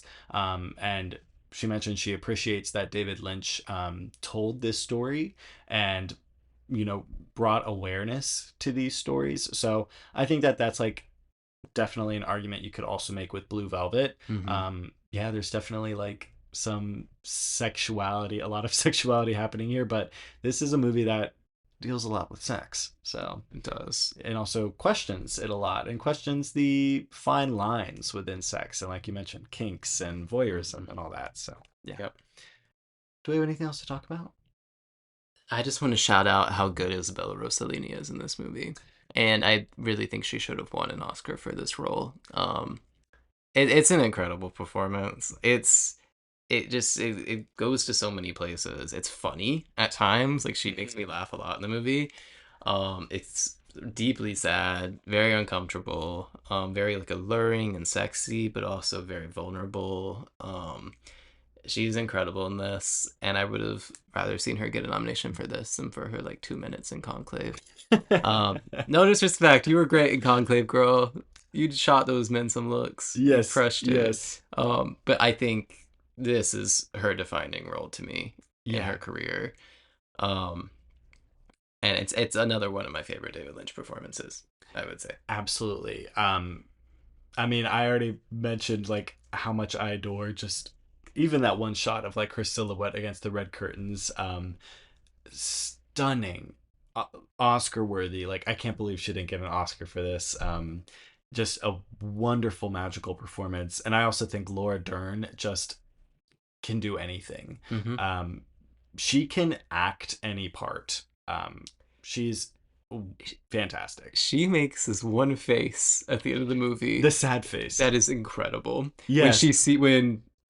Dorothy says in front of her about his disease being inside of her and kind of admits to them having sex, Yeah. the reaction shot that it cuts to of her, it's hilarious, but also like very sad. It's Yeah. so funny though. She It's has a perfect face in that moment. she's so expressive. Like, whenever like her character in any most of Laura Dern's roles, whatever her character is like very upset, she has this such an intense like grieving face. And it's so iconic to her as an actress. She is just like so good at communicating emotions, and also a lot of subtle stuff too, like in the car when she's talking about the robins and everything. It's just kind of a very casual like Hmm. monologue. Like, it's not very heavy or anything. Like, she just kind of mentions it.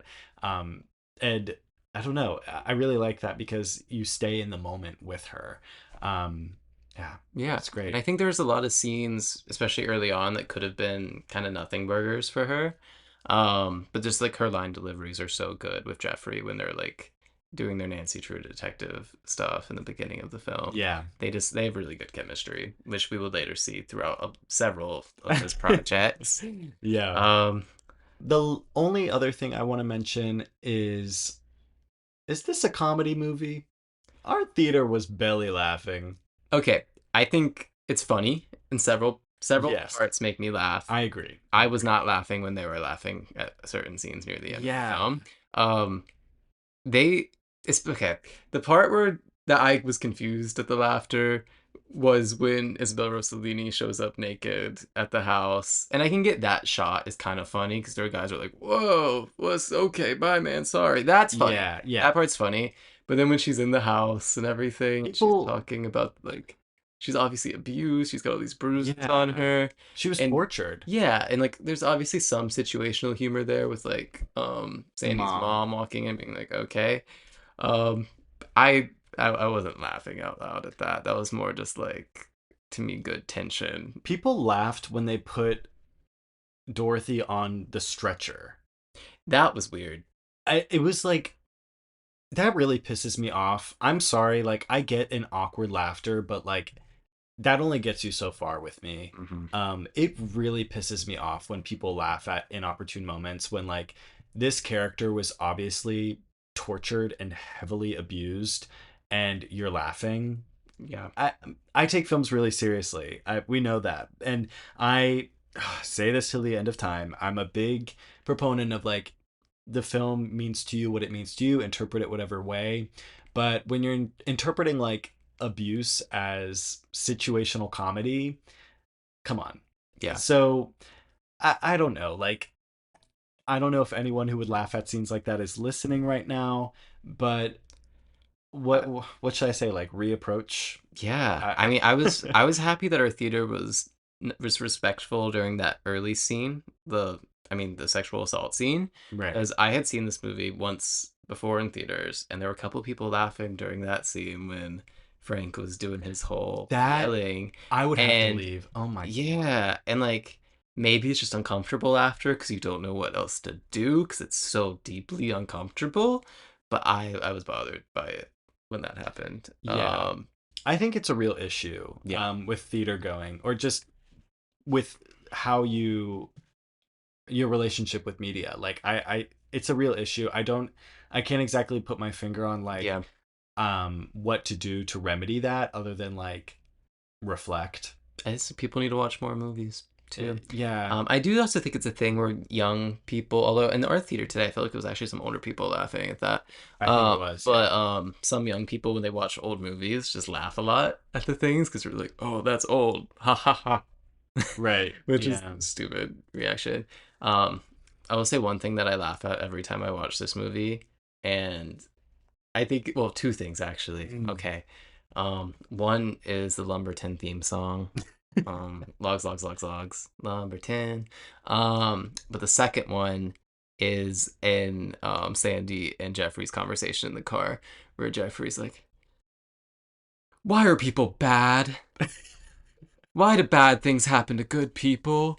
And I have no issue with his line delivery, no issue with the writing, but it's funny. I'm sorry, it It's is like funny. the David. That's like when I realized I'm like, oh, this is the David Lynch stand-in character. It's like, Exactly. why do people do bad things? Like it's just, oh, David Lynch is so It's wholesome. so wholesome, so Yeah. earnest. So I like it. Um, I have one last question for Oh, you. oh, I Um, love questions. yes. So this film, out of his filmography, I would say leans on the more commercial or Yeah. conventional side of things. I would say like this and Elephant Man are probably the two most accessible films he's ever made. What about Dune? Honestly, one of the least for me. Oh, yeah. Sorry, continue. um, so I don't know. What do you kind of make of him making this kind of film versus making something like Lost Highway or Eraserhead or Inland Empire or Mulholland Drive? I'm just curious, like, what you think of that compared to those movies. If you think it kind of exists like separately, or if you think he's just doing it in a different way. I think he's giving us the same amount of questions, honestly. He's just formatting it in a different way and putting a different type of wrapping paper on it. Mm-hmm. He's putting it in a different container. You know, Inland Empire is maybe in one of those like puzzle boxes, like from Hellraiser or something. Mm-hmm. This one is like a nice present with a bow on top, and you can't exactly find the seams in the gift wrap to open that present. But it's like, it's a present. There's something inside there for you. There are as many things in this one as most of his other ones. So many questions and things that just really don't have answers. Like all of the things I was saying about Frank and like his relationship with his mom or like what that's about. Uh, that's just speculation. There's really Mm-hmm. not much to go off of. And like, what does Blue Velvet mean? And like, what is the significance of that song to these characters? What exactly is the driving force for Jeffrey? There are so many things here that really are just left up to interpretation. So I think that this one certainly is less frustrating to general audiences. Um, but I think it leaves as much interpretation to them as well. Yeah. I think this one, and what I didn't like about it the first time, it's a little bit more explicit with this theme of like darkness lurking underneath a nice, beautiful facade. And at first, I thought that was pretty shallow. But then I realized just how in depth the film goes with it and how it brings it to all these different areas like sex, kinks, motherhood, like Yeah. all these Yeah. different topics. Um, so really, I think you could take this film just as far as a lot of his other ones. I agree, and I think it's obviously easier to follow because it's kind of in a familiar form to people who watch a lot of movies. It's in this kind of thriller noir form that people Right. can recognize and follow. Instead of being using subversion with like the form and structure of the film, he's more so doing it with what we're shown, like that taboo assault scene very Mm. early on. I mean, we could say it's more commercial than the rest of his films, but watching that when this was released, It's not no, commercial. not at all. I mean, I'll tell this quick story. Um, my parents always tell me the story about how my mom took my dad on a date to see this movie. And my mom is like me. She likes some like crazy, wacky horror films, all sorts of stuff. Mm. My dad is less so that way. And he saw this movie and he was so traumatized from it. Any film that had any sort of assault or anything he has refused to watch since then just because it bothered him so deeply, like he was genuinely so upset by it. So I think it's like important to remember is that audiences, I mean even now but especially back then, um were very bothered by this movie, and there were many people who wanted this movie banned and were very Hmm. critical of it upon its release for showing things like that. um so yeah, it's interesting. I'm gonna say it. I'm gonna say it once. If people want a movie to be banned, it's probably a movie more people need to see. Agreed. Thank you so much for joining me today. Oh, wait. What's your rating of this movie? What do you think about this weird movie? I think it's a 5 out of 5. Oh, Masterpiece. It's a pick for oh, me. a pick. Yeah, it's a pick. Uh, I love this movie. Um, it's not my favorite David Lynch movie, I would say, mm, but it's up there. It's on one of the higher tiers for me. Um, Although it's so hard to rank any of his movies. Like it's all it like is. to me, it's just like I love his work in general. And even the things that I have like some minor criticisms of in this movie, um, there's just so much else that I love. Like I love these characters. I love this world. I'm always moved by it in some way. I'm like frightened. I'm so happy at the end of the film. I like Mm, cry a lot of the time when I watch this movie. It kind of gives me everything I need out of a movie, and it's also one of his movies that I feel like I could throw on at any time, more so than a lot of his other movies. right. I say that, and it's got a horribly horrific scene, Right. but It's a comfort in the movie. grand scheme of things, it's more of a hangout movie than a Mm. lot of his movies are, I would say. Yeah, I mean, it's either Turn On This or Inland Empire or Fire Walk with Me. I mean, Uh-huh. what are you gonna pick? Just in the background at a party. Right. Everybody looks over and it's those girls dancing in Inland Empire. Oh my gosh, that is a party. Oh my god. Oh Uh, gosh, I have that movie in theaters next Sunday. I'm gonna be trapped That's in that Alamo theaters. it's a long movie. No What intermission is there. what is your rating of Blue Velvet? You know, about a year ago, I would have said Nick Mix, but today I'm going to give Blue Velvet a Nick, a strong, Nick pick. I'm Thank clapping, you, thank everybody, you. as it should be. Yes, as God intended. Harrison, thank you so much for joining me for this episode. I could not think of a better person to be on the Blue Velvet episode with. Thank you so much for being here. Of course, it was my pleasure. I had so much fun. I mean, me and you are so obsessed with Lynch. It's just permeated our personalities. Like It truly has. a And we've had so conversation. many memories and experiences together related to David Lynch. Yeah. And I know he means so much to both of us. So it was really a pleasure to be here and get to Yeah. talk to you about this movie. And it was a pleasure to have you. I am wishing you all the best as you move out to Los Angeles. And Thank you. Thank you. I know you're going to do great things. And I can't wait to see those things. Thank you. I'm horrified, everybody, but it's going to be great. Thank you again for being here. We have no Dear Coffee Nick today because we are already at the 2-hour mark for this episode. Gag.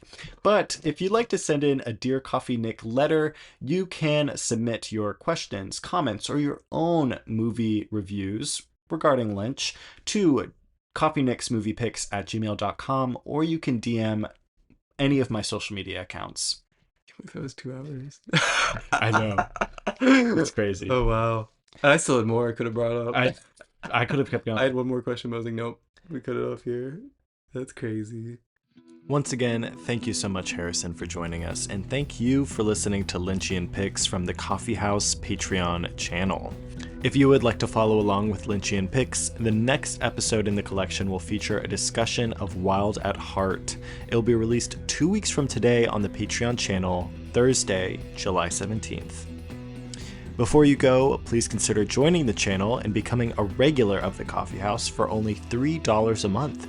If you would like to stay up to date on the show, please follow at Coffee Nick's Movie Picks on Instagram and at Coffee Nick on Blue Sky. If you like what you heard, please subscribe, drop me a rating, and tell a friend about me. It really helps. A special thank you to Nathan Moore for creating the show's opening and closing themes. Until next time, Heineken!